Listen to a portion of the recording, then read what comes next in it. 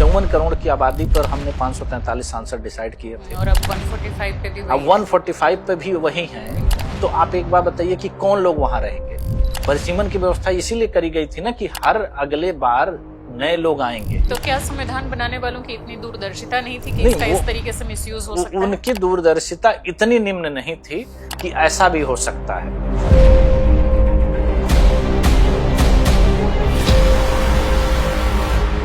तो इस political culture को बदले बिना क्या सिर्फ परिसीमन के आधार पर हम चीजों को बदल सकते हैं? 50 साल में परिसीमन नहीं हुआ और जो परिस्थितियां उसके रोकने के लिए 1976 में थी या 2001 में थी, उससे तो और भयावह स्थिति है। तो 2026 में हम कैसे करने वाले हैं? इसका मतलब हम 2026 में नहीं कर पाएंगे। तो आपको लगता है कि इतना ये क्रूशियल है, इतना इम्पोर्टेंट है, इसके बावजूद भी इसको नेग्लेक्ट कर दिया जाए तो ये बहुत बड़ा लॉस होगा देश का? बिल्कुल होगा। मैंने क्या कहा कि सबसे बड़ी जो मैं महिला रिजर्वेशन की बात कर रहा हूँ कि महिला रिजर्वेशन इसी शर्त पे होना है। आपको क्या लगता है जितने भी राजनीतिक दल हैं इसमें से कोई इस पर क्यों नहीं बोलता? उनका इसमें इसके पीछे कितना और किस तरीके का फायदा है कि सब इस पर खामोश है और सब इसमें एकजुट? ये सिर्फ इस वजह से है क्योंकि वो राजनीतिक एकाधिकार चाहते हैं।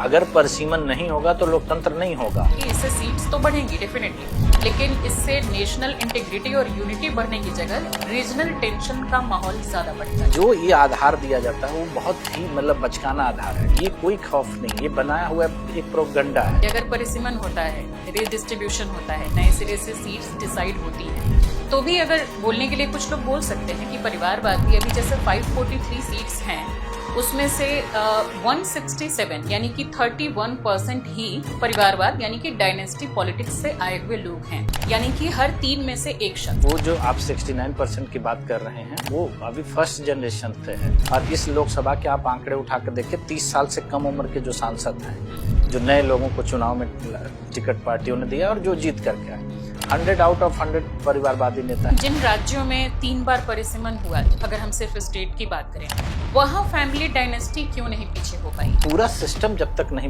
बनता है तब तक वो चीजें परिवर्तित नहीं होती। बंद कमरे में पार्टियां अपना टिकट डिसाइड कर देती हैं। नामांकन के एक दिन पहले आप प्रत्याशी घोषित कर देते हैं। ये लोकतंत्र कैसे हुआ? में आप ये कहते हैं कि अभी जो SIR चल रहा है वो डिलिमिटेशन को इग्नोर करने के लिए या कहीं ना कहीं उसको पीछे करने के लिए वो किया जा रहा है। कि पूरा देश SIR पे चर्चा कर रहा है, परिसीमन पे क्यों नहीं करते? भाई एक वोट कट गया, पूरे देश में हो हल्ला में मच गया।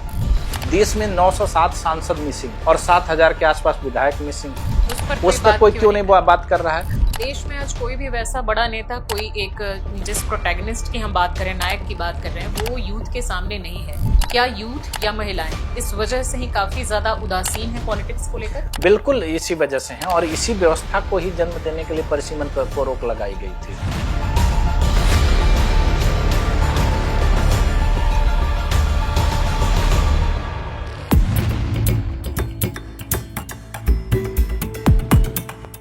नमस्कार दोस्तों, मैं हूं श्वेता जया और आप देख रहे हैं सोशल कॉपीराइट।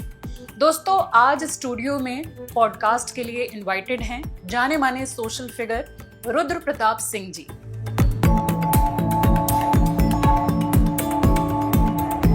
आपने इनको अधिकतर न्यूज चैनलों पर और दूसरे मंचों पर बोलते हुए देखा होगा। लोकतंत्र और परिसीमन जैसे मुद्दों पर ये अपनी बेबाक राय रखते हैं।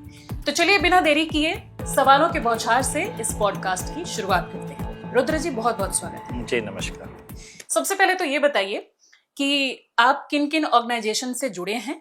आप एक पब्लिक फिगर हैं, क्या क्या काम हो रहा है, उन ऑर्गेनाइजेशन का पर्पस क्या है? देखिए, मैं अपने एजुकेशन के बाद मैंने अपनी संस्था शुरू की थी आयुवा, और उसके बाद फिर आयु के साथ हमने एक युवा भारत अभियान की बात करी कि युवाओं को किस तरह से भारत की राजनीति की मुख्य धारा में जोड़ा जा सकता है। तो ये मेरी 2 संस्थाएं चलती हैं जिसके आधार पर हम लोग काम करते हैं। आयुवा में हम लोग सिर्फ काम करते हैं यूथ रिजर्व जो होता है, यूथ एम्पावरमेंट इन पॉलिटिक्स, कि युवाओं की राजनीति में भागीदारी कैसे बढ़ाई जा सकती है। कारण क्या है कि जब हमारे देश की बात होती है तो देश की राजनीति में युवाओं की संख्या बहुत ज्यादा होती है, लेकिन जब वो राजनीति में आते आते वो संख्या बहुत कम घट के रह जाती है और उनका इंटरेस्ट उस दिशा में नहीं हो पा रहा है। तो इस चीज के लिए हम लोग उस पर काम कर रहे हैं और उस पर हम लोगों का एक सीधा सा मानना है कि 40 साल से कम एज ग्रुप के युवाओं के लिए राजनीति में सीटें रिजर्व करी जाएं, कि जिससे उनको मौका मिले। जैसे कहीं पे भी आप देखते होंगे तो एक एज ग्रुप होता होता है कि आप कहीं पे ज्वाइनिंग के लिए एक एज ग्रुप होता है उस तक ज्वाइन करते हैं। कारण क्या है कि राजनीति में रिटायर नहीं कोई करता है, तो जब कोई जाएगा नहीं तो कोई आएगा कैसे? तो उसके लिए नए लोगों को आने के लिए आपको एक बनाना पड़ेगा। इसलिए हम लोग 32% रिजर्वेशन की बात करते हैं कि युवाओं के लिए जिनकी संख्या 40 साल से कम है उनके लिए 32% सीटें रिजर्व ही कर दी जाए। साथ ही जब हम युवा भारत अभियान की बात करते हैं तो उसमें हमारा फोकस है कि ग्रामीण विकास कैसे हो, क्योंकि जो पलायन एक मुद्दा उठाता है बार बार कि देश में पलायन बहुत हो रहा है, छोटे राज्यों से या छोटे शहरों से लोग बड़े जगहों पे आ रहे हैं और वहाँ की आबादी कम होती जा रही। तो उसको रोकने के लिए आपको वहाँ के युवा को रोकना पड़ेगा।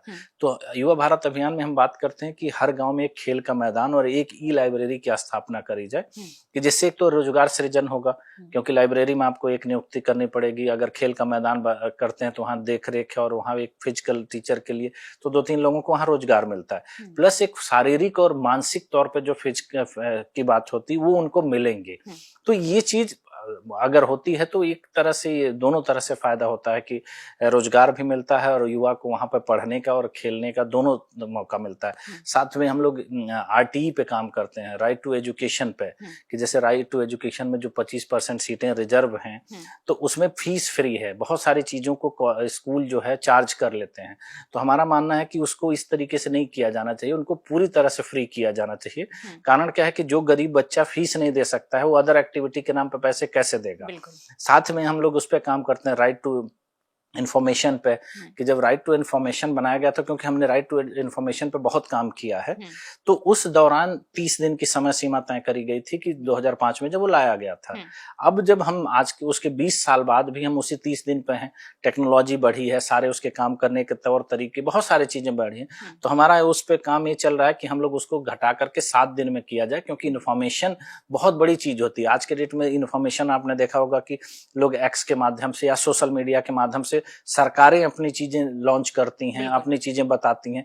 तो उस दौर में अगर हम जब हैं तो हम राइट टू इन्फॉर्मेशन को इतना लंबा समय तक क्यों पेंडिंग रखते हैं? 30 दिन का टाइम क्यों हम देते हैं? और अब तो आर्टिफिशियल इंटेलिजेंस वगैरह हाँ, तो वही कह रहे हैं ना कि जब आज के 20 साल पहले जब उसको 30 दिन करा गया था, तो हम 20 साल बाद जब आते तो उसमें हमको और बेहतर बनाना चाहिए। तो हम एक दिन की 24 घंटे 48 घंटे की नहीं बात कर रहे हैं। हमारा मानना है कि कम से कम उसकी समय सीमा 7 दिन हो, कि जिससे लोग ज्यादा अच्छे तरीके से उससे साथ जुड़ सकें और उस पर काम कर सकें।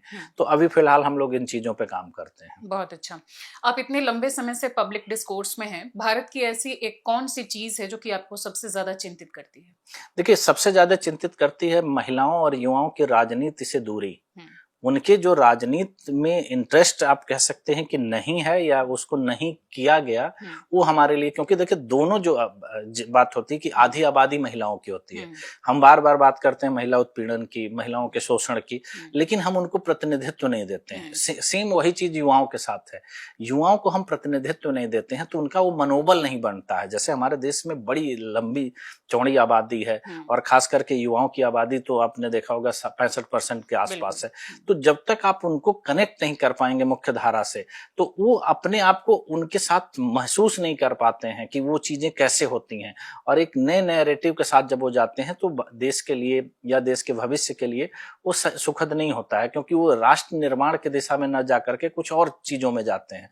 तो ये अगर कनेक्शन बन जाता है तो मुझे लगता है कि वो बहुत बेहतर होगा आने वाले समय में।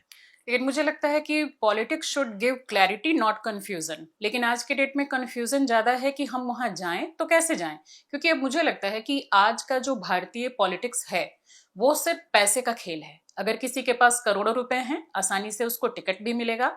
बहुत सारी पार्टियां हैं जो कि पैसे लेके भी टिकट देती हैं। या तो आप बाहुबल हैं, किसी भी तरीके से आपको बहुत स्ट्रांग बनना पड़ेगा।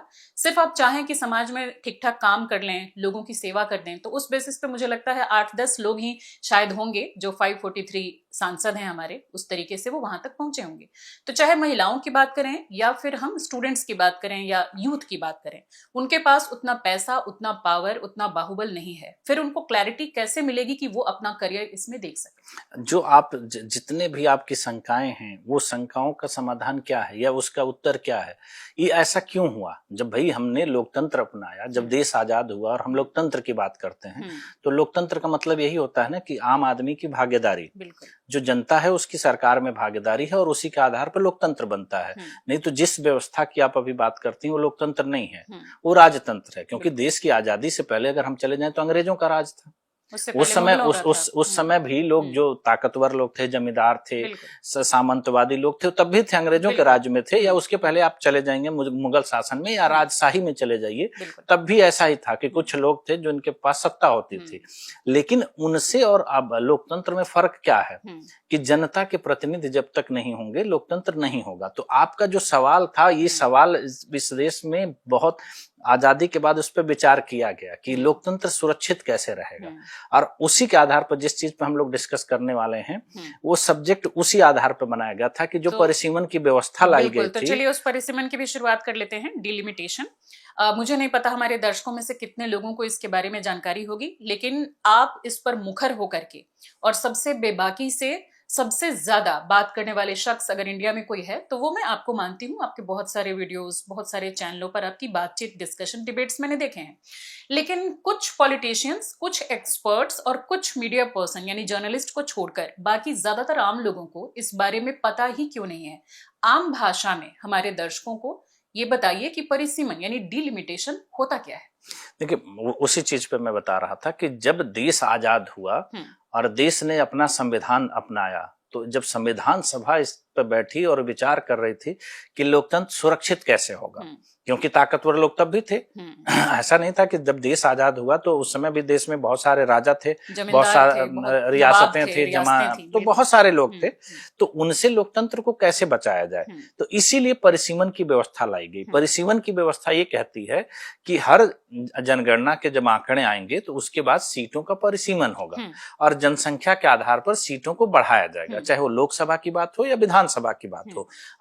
अब उसका इम्पैक्ट क्या पड़ता है, जो आपका सवाल था कि लोग क्यों नहीं आ पाते, इसीलिए वो व्यवस्था लाई गई थी कि जब परिसीमन लागू होता है तो एक तो सीट बढ़ती है, तो नए लोगों को अवसर मिलेगा।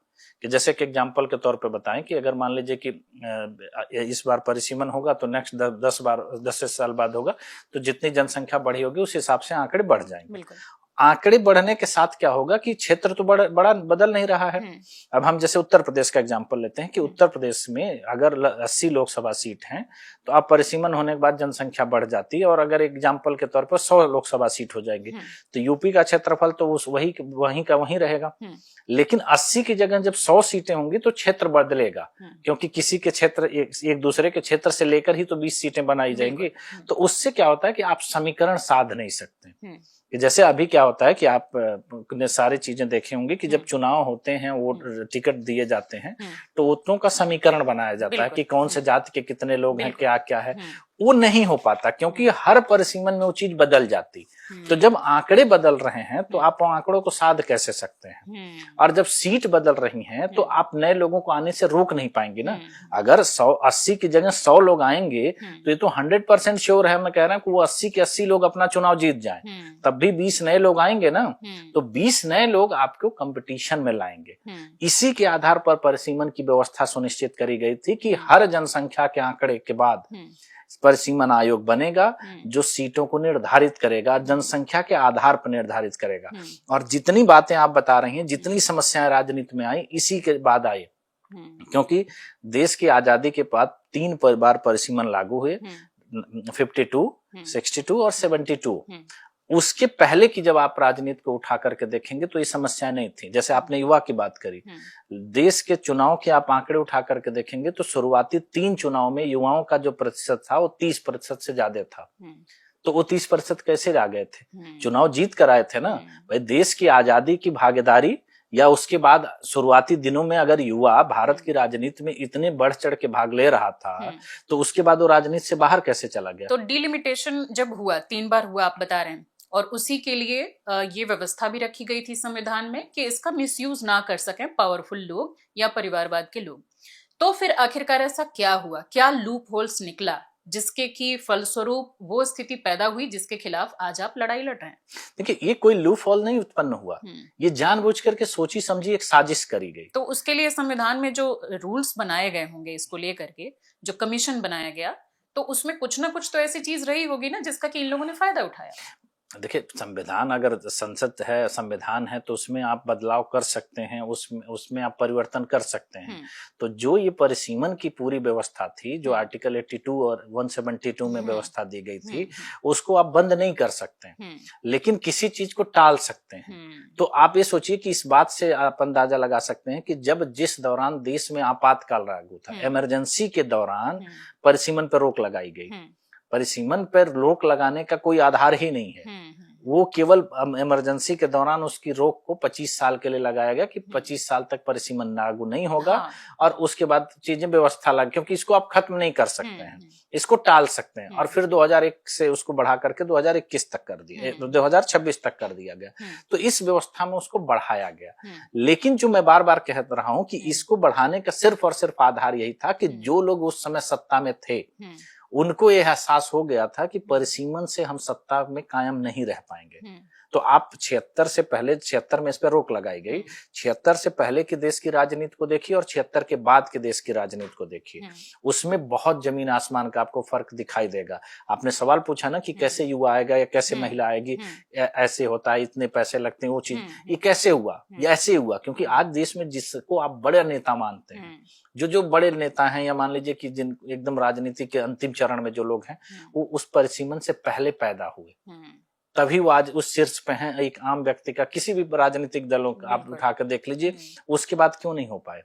क्योंकि वो व्यवस्था रोक दी गई। जब कोई भी चीज को आप समीकरण को अपने हाथ में ले लेते हैं, अपने हिसाब से मैनिपुलेट करने लगते हैं, तो वो जैसा आप चाहते हैं वैसा चलता है। आज आप एक बात बताइए कि जब हमारा लोकतंत्र 54 करोड़ की आबादी पर हमने 543 सांसद डिसाइड किए थे, और अब 145 पे भी अब 145 पे भी वही हैं।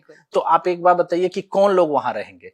परिसीमन की व्यवस्था इसीलिए करी गई थी ना कि हर अगले बार नए लोग आएंगे, उनको आप रोक नहीं सकते। आप अपनी सीट बचा सकते हैं, ये तो चल सकता है, लेकिन नए लोगों को आने से आप नहीं रोक सकते। लेकिन अगर नए लोग नहीं आएंगे तो पुराने लोग ताकतवर और होते नहीं जाएंगे। लेकिन इस पे कुछ लोगों का तर्क होता है, जैसे कुछ लोगों की इसमें मैंने सुनी है, उनका जो डिबेट होता है, तो वो ये कहते हैं कि इससे सीट्स तो बढ़ेंगी डेफिनेटली, लेकिन इससे नेशनल इंटीग्रिटी और यूनिटी बढ़ने की जगह रीजनल टेंशन का माहौल ज्यादा बढ़ेगा। इसको लेकर आप क्या सोचते हैं? नहीं, वो देखिए, मैंने क्या कहा कि ये इस पे चर्चा हो जानी चाहिए। मैंने क्या कहा कि यही इस देश का एक सब्जेक्ट है कि जिसपे आपने कभी चर्चा नहीं सुनी है। मैं कह रहा हूं कि कोई भी समस्या हो, कोई भी दिक्कत है, कोई भी परेशानी हो, आप उस पर चर्चा कराइए। भाई आम आदमी को समझ में आना चाहिए ना कि आपके तथ्य सही है, मान लेंगे। बिल्कुल। भाई आज आपने उसको रोक करके क्या हासिल कर लिया?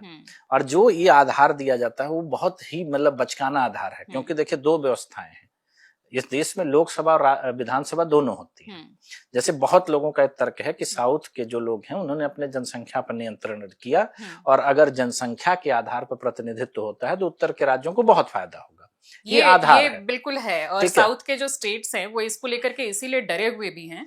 कई उनकी मैंने बाइट्स भी सुनी है जो उनके इंटरव्यू वगैरह में, कि अगर ये होता है डिलिमिटेशन वगैरह और उसके बेसिस पे और सीटों की संख्या बढ़ती है, तो उन्होंने तो अच्छा काम किया कि पॉपुलेशन पर उन्होंने कंट्रोल किया अपने स्टेट को और आगे ले जाने के लिए, और बाकी सारी चीजों को उन्होंने कंट्रोल किया। लेकिन उन्हीं की सीट्स कम हो जाएंगी, और उत्तर भारत के वो राज्य जिन्होंने की पॉपुलेशन कंट्रोल पे काम नहीं किया, या इस तरह से और भी मुद्दे हैं उन पे काम ढंग से नहीं किया, उनको इसका फायदा होगा। इसको लेकर उनमें जो खौफ है, डर है, उसको किस तरीके से देखा जाए? मैं उसी बात को मैं आपको बता रहा हूँ कि ये कोई खौफ नहीं, ये बनाया हुआ एक प्रोपगंडा है। अच्छा। पहले तो आप एक बार बताइए कि क्या साउथ के राज्यों ने उस समय विरोध किया था कि आप परिसीमन लागू नहीं किए, कि परिसीमन पर रोक लगी थी? हाँ। उस समय उन्होंने तो कहा नहीं था कि परिसीमन पर रोक लगाई। परिसीमन पर रोक लगाने वाले कौन थे? भाई उन्होंने मांग थोड़ी करी। अगर मांग की होगी तो कोई आप रिकॉर्ड कोई भी मुझे दिखा दे।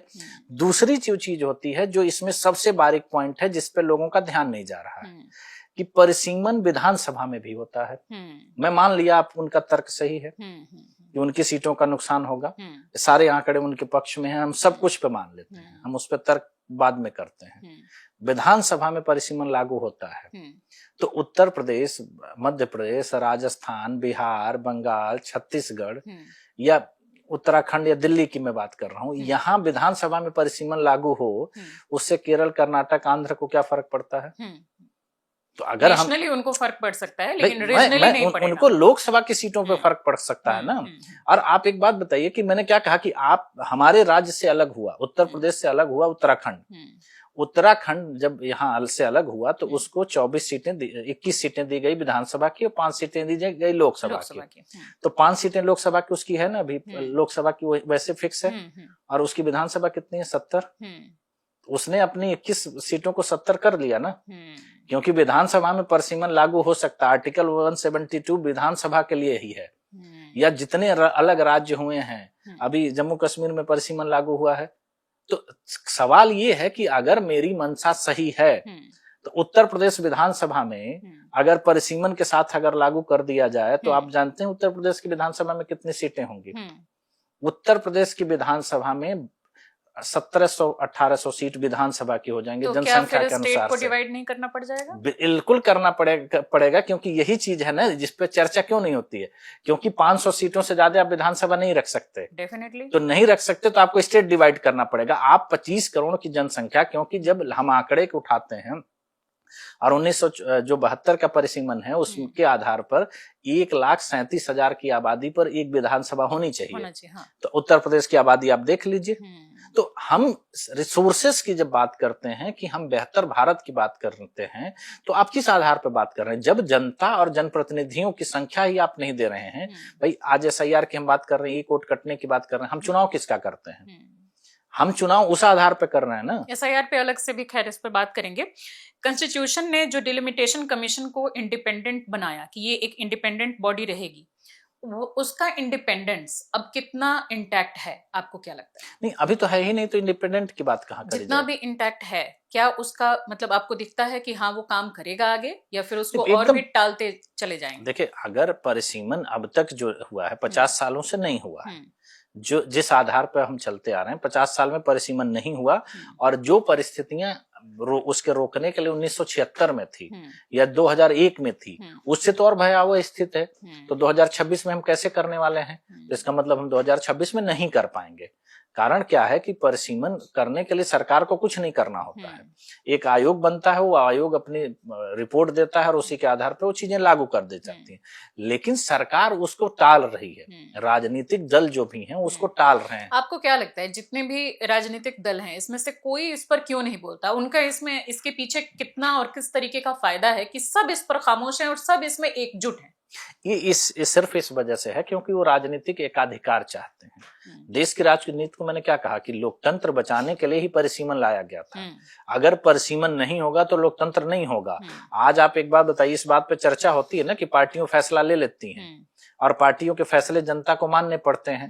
आज राजनीति आप देखिए, चौथे दौर के लोग, चौथे जनरेशन के लोग ही तो राजनीति कर रहे हैं। हर राजनीति का शीर्ष पे कौन बैठा है? कोई जो भी व्यक्ति है किसी परिवार विशेष का है, या जितने भी क्षेत्रीय राजनीतिक दल हैं वो कौन से परिवार के बाद। तो आपने मुक्ति किससे ली थी? लोकतंत्र क्यों अपनाया था?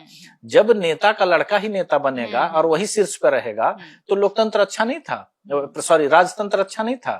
राजा का लड़का उस समय भी राजा बनता था, आज भी नेता का लड़का नेता बन रहा है। तो परिसीमन को रोकने के पीछे की यही साजिश है कि ताकतवर लोग सारी चीज अपने पक्ष में करना चाहते हैं। आज आप एक बार बताइए, 543 की जगह जब 1450 लोकसभा सांसद आएंगे और 4131 जगह की जगह 10,500 विधायक आएंगे, तो जो नए लोग आएंगे वो किसके नियंत्रण में रहेंगे? वो तो नए होंगे, बिल्कुल उन पर तो नहीं चलेगा, नहीं चलेगा ना। और जब संख्या ज्यादा हो जाती है तो उसको कंट्रोल कर पाना मुश्किल होता है, आपका एकाधिकार खत्म हो जाता है। इसीलिए इस संख्या को बढ़ाने में लोगों का इंटरेस्ट नहीं है। नहीं तो जैसे आपने दक्षिण की बात करी कि दक्षिण के नेता तो उसका विरोध कर रहे हैं, उत्तर के नेता क्यों नहीं बोल रहे हैं जब उनको फायदा होने वाला है? अगर मैं कह रहा हूँ उनको दूसरे तरीके का फायदा है, उनको उनका फायदा है। हाँ। देखिए, हम बात कर रहे हैं कि लोकतंत्र जब बात करता है तो जनता की बात करता है। आप व्यक्तिगत स्वार्थ को लोकतंत्र के नाम पे नहीं थोप सकते हैं। यहाँ उनको नहीं फायदा होने वाला है, लोकतंत्र को फायदा होने वाला है, तो उनको नहीं बोलना है। अच्छा, बीइंग डेविल्स एडवोकेट, अगर मैं उनकी तरफ से कुछ बातें बोलूं, जिस तरह से आपने जैसे परिवारवाद की बात की, आपको क्या लगता है कि अगर परिसीमन होता है, रीडिस्ट्रीब्यूशन होता है, नए सिरे से सीट्स डिसाइड होती हैं, तो भी अगर बोलने के लिए कुछ लोग बोल सकते हैं कि परिवारवाद भी अभी जैसे 543 सीट्स हैं, उसमें से 167 यानी कि 31% ही परिवारवाद यानी कि डायनेस्टी पॉलिटिक्स से आए हुए लोग हैं, यानी कि हर 3 में से एक शख्स। तो वो कह सकते हैं कि अगर इतना कुछ है प्रॉब्लम, 50 साल से नहीं हुआ है, तो फिर इतने ही क्यों, 167 ही क्यों 543 में से, यानी 31% ही क्यों, बाकी 69% तो है ना। नहीं, वो जो आप 69% की बात कर रहे हैं वो अभी फर्स्ट जनरेशन पे है। नहीं, नए लोग भी हैं उसमें। नए लोग आप नए लोग अभी अगर इस लोकसभा की आप बात करते हैं, हाँ। और इस लोकसभा के आप आंकड़े उठा कर देखिए, 30 साल से कम उम्र के जो सांसद हैं, जो नए लोगों को चुनाव में टिकट पार्टियों ने दिया और जो जीत करके आए, 100 आउट ऑफ 100 परिवारवादी नेता हैं। एक भी नाम आप 30 से कम वाले तो डेफिनेटली मान तो सकते 30 से कम का मतलब हाँ। क्या हुआ कि नई एंट्री किसको मिल रही है? नई एंट्री उन्हीं को मिल रही है ना। नहीं, जैसे 50 साल से हुआ नहीं, तो 50 साल से कम वालों को देख सकते हैं। 50 साल से आप कम उम्र वालों को देखेंगे तो जो लोग उसमें 70 साल 80 साल के होंगे वो फर्स्ट जनरेशन से आ रहे हैं ना, वो कंटिन्यू कर रहे हैं। नए जितने लोगों की जो आपने परसेंटेज बताया है, वो पिछले 10-15 साल से जो उनके बच्चे अब बड़े हो रहे हैं वो तो आएंगे भाई, उसके लिए उनके बच्चे का भी तो 25 साल होना जरूरी है। हाँ। तो इस वजह से वो कम आ रहे हैं। जब मैंने क्या कहा कि जब आप 30 साल के नीचे के आंकड़े उठाते हैं और 30 साल के नीचे 100% परिवारवादी लोग, वो भी दूसरे तीसरे जनरेशन की बात कर रहा हूं मैं, दूसरे नहीं तीसरे चौथे जनरेशन के लोग हैं, तो उसका मतलब क्या है कि नए लोग तो एंट्री नहीं कर रहे हैं ना। हर वो व्यक्ति जो अब राजनीति में पद पे एंट्री करके आ रहा है, वो कौन व्यक्ति है? वो किसी न किसी परिवार का सदस्य है और वो अपनी धरोहर को संभाल रहा है।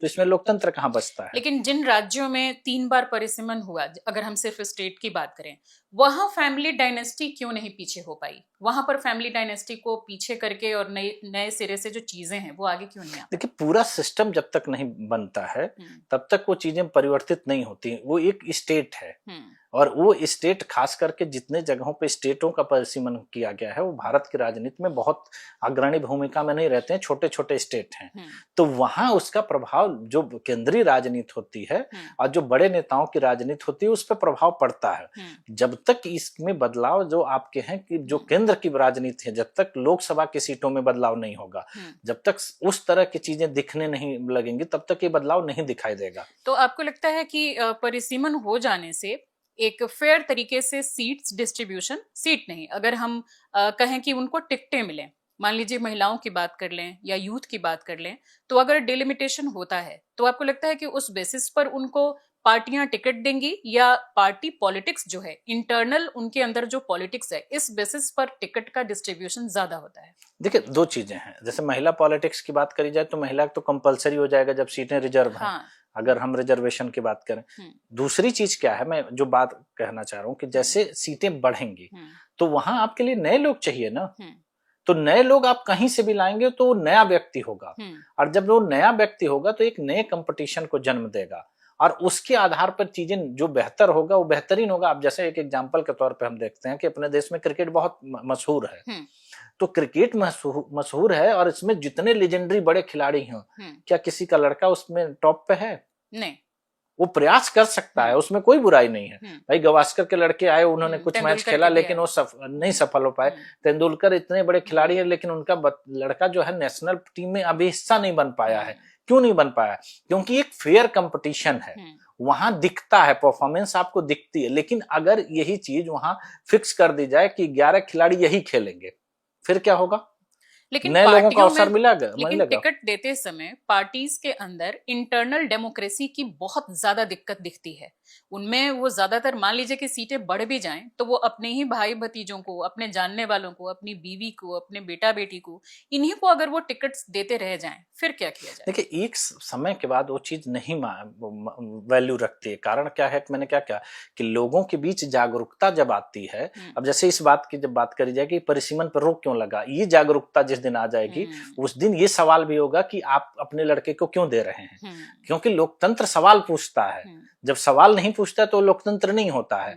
और वहां यही चीज मैंने क्या कहा कि आज अपने लोकतंत्र में ये व्यवस्था कर दी गई ना कि हम 50 सालों से परिसीमन पर सवाल नहीं पूछ पा रहे हैं, हम 50 सालों से ये नहीं समझ पा रहे हैं कि परिसीमन होता क्या है और उससे हमको फायदा क्या है। तो इसका ये मतलब है ना कि हमको इतना बैकफुट पे कर दिया गया है कि लोकतंत्र की जो सबसे खूबसूरती होती है कि जनता का अपने नेता से पूछा गया सवाल वो खत्म हो रहा है। कारण क्या है कि हमको ऐसा लगता है कि यही सब कुछ है जो ये डिसाइड करते हैं। आज एक बात बताइए कि बंद कमरे में पार्टियां अपना टिकट डिसाइड कर देती हैं। बिल्कुल। चुनाव के नामांकन के एक दिन पहले आप प्रत्याशी घोषित कर देते हैं। ये लोकतंत्र कैसे हुआ? लोकतंत्र का मतलब हुआ ना कि जनता के बीच का व्यक्ति होना चाहिए ना। तो इसके लिए आपको नहीं लगता कि परिसीमन तो हो, डेफिनेटली वो हो, उसके साथ साथ जो पार्टीज हैं उनके कार्यकर्ताओं को भी हमें इनकरेज करना चाहिए, जागरूकता फैलानी चाहिए कि वो कार्यकर्ता जो सालों से उस पार्टी के लिए उस क्षेत्र में काम कर रहा है वो टिकट की डिमांड करे, वो वहां पर विरोध करे कि आपके फैमिली डायनेस्टी को ही आप टिकट देके आगे कैसे बढ़ा सकते हैं। नहीं, वो तो अभी भी होता है तो उसको पार्टी से निकाल दिया जाता है। मैंने क्या कहा कि बड़े लेवल पर हो तो शायद सुना जाए। कंपटीशन को हेल्दी कैसे किया जाता है कि जब आप उसको एक समान विचार के साथ अवसर दे। जो मैं बार बार कहता हूँ परिसीमन के क्या फायदे होते हैं, जब सीटें बढ़ती तो हमारा आपका व्यक्तिगत टकराव नहीं होगा। अभी जैसे कोई पार्टी है, कोई संगठन है और कोई व्यक्ति है, जैसे आपने पहले ही कहा कि इतना मुश्किल है कि आप पैसे से या पावर से या लोगों से आप कैसे टिकट ले पाएंगे, तो उस व्यक्ति से आप नहीं टकरा सकते क्योंकि ये 50 सालों में इन लोगों ने अपने आप को इतना मजबूत कर लिया है कि आप उनसे नहीं लड़ सकते। और खास करके अब एक बात बताइए कि आप किसी बहुत बड़े चीज से लड़ने जा रहे हैं और आपके पास हथियार ही नहीं है, तो जो आम जनता है जो ये 50 सालों से होने से नहीं रोक पाई वो कैसे लड़ सकती है?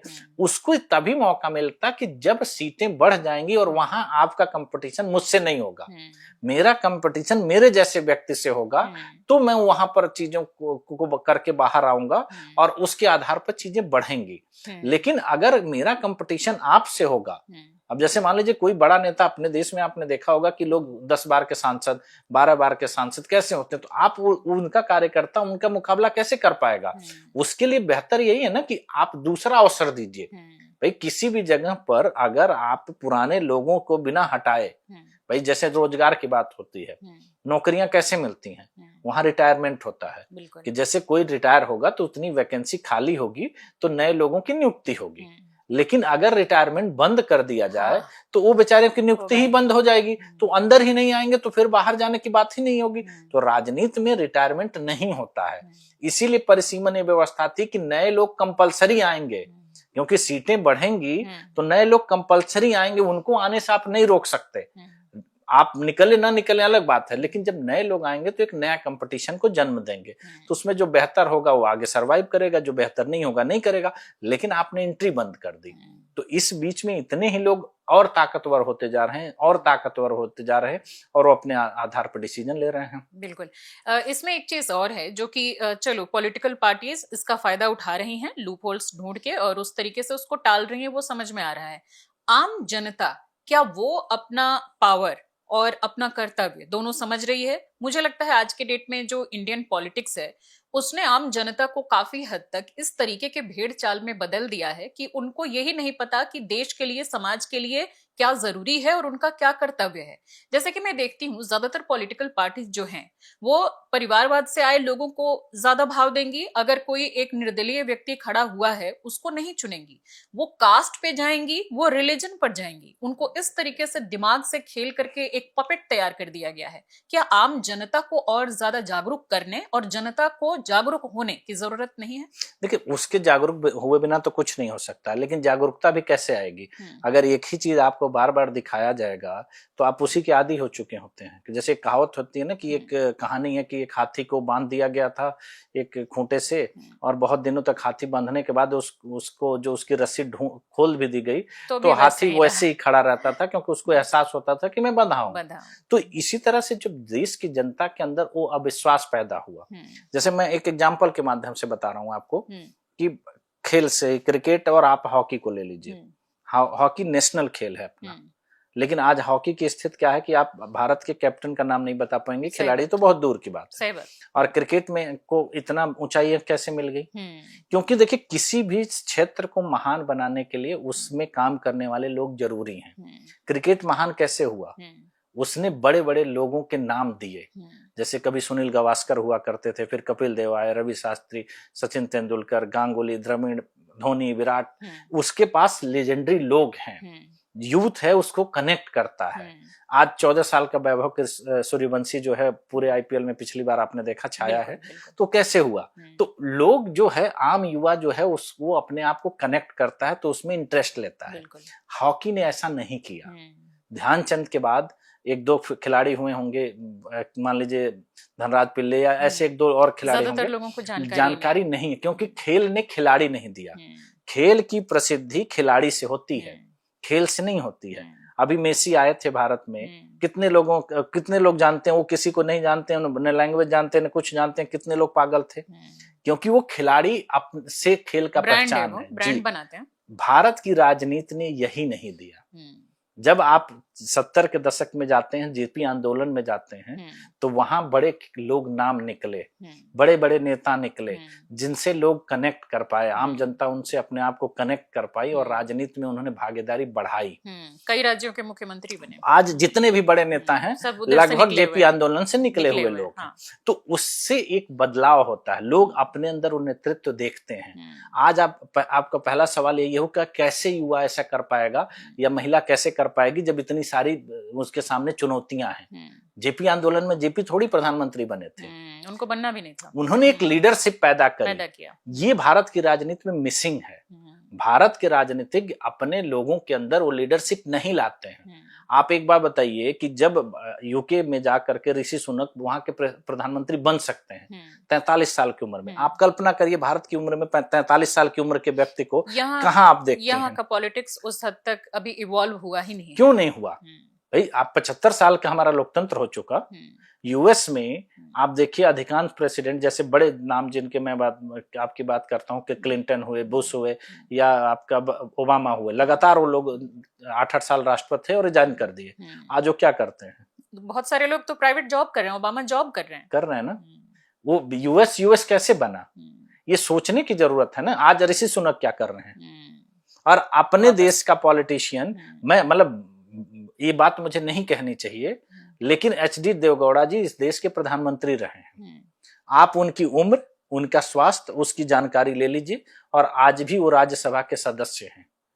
चीफ जस्टिस इस देश में रिटायर होते हैं और राज्यसभा के सदस्य बन जाते हैं। बहुत सारे ऐसे लोग जिनका राजनीतिक मोह है। तो आप एक बार बताइए कि जिस उम्र में लोगों को रिटायर होना चाहिए, आप एक बार बताइए कि भारत के 3 बड़े मंत्रालय हैं, उनको रिटायरमेंट के बाद या लोग बाद में आकर के संभाल रहे हैं, तो राजनीतिक व्यक्ति कैसे हो गए? आपको नहीं लगता कि इसकी प्रॉब्लम कहीं ना कहीं हमारे कॉन्स्टिट्यूशन में है, जिसमें कि एक पढ़ाई लिखाई के लिए भी एक एडुकेशन की लिमिटेशन नहीं बनाई गई? एक चपरासी भी किसी को बनना है तो उसके लिए एडुकेशन का एक है कि इतना आपको एडुकेट होना चाहिए, इतने के सर्टिफिकेट आपके पास होना चाहिए। लेकिन पॉलिटिक्स में वो बिल्कुल नहीं किया गया।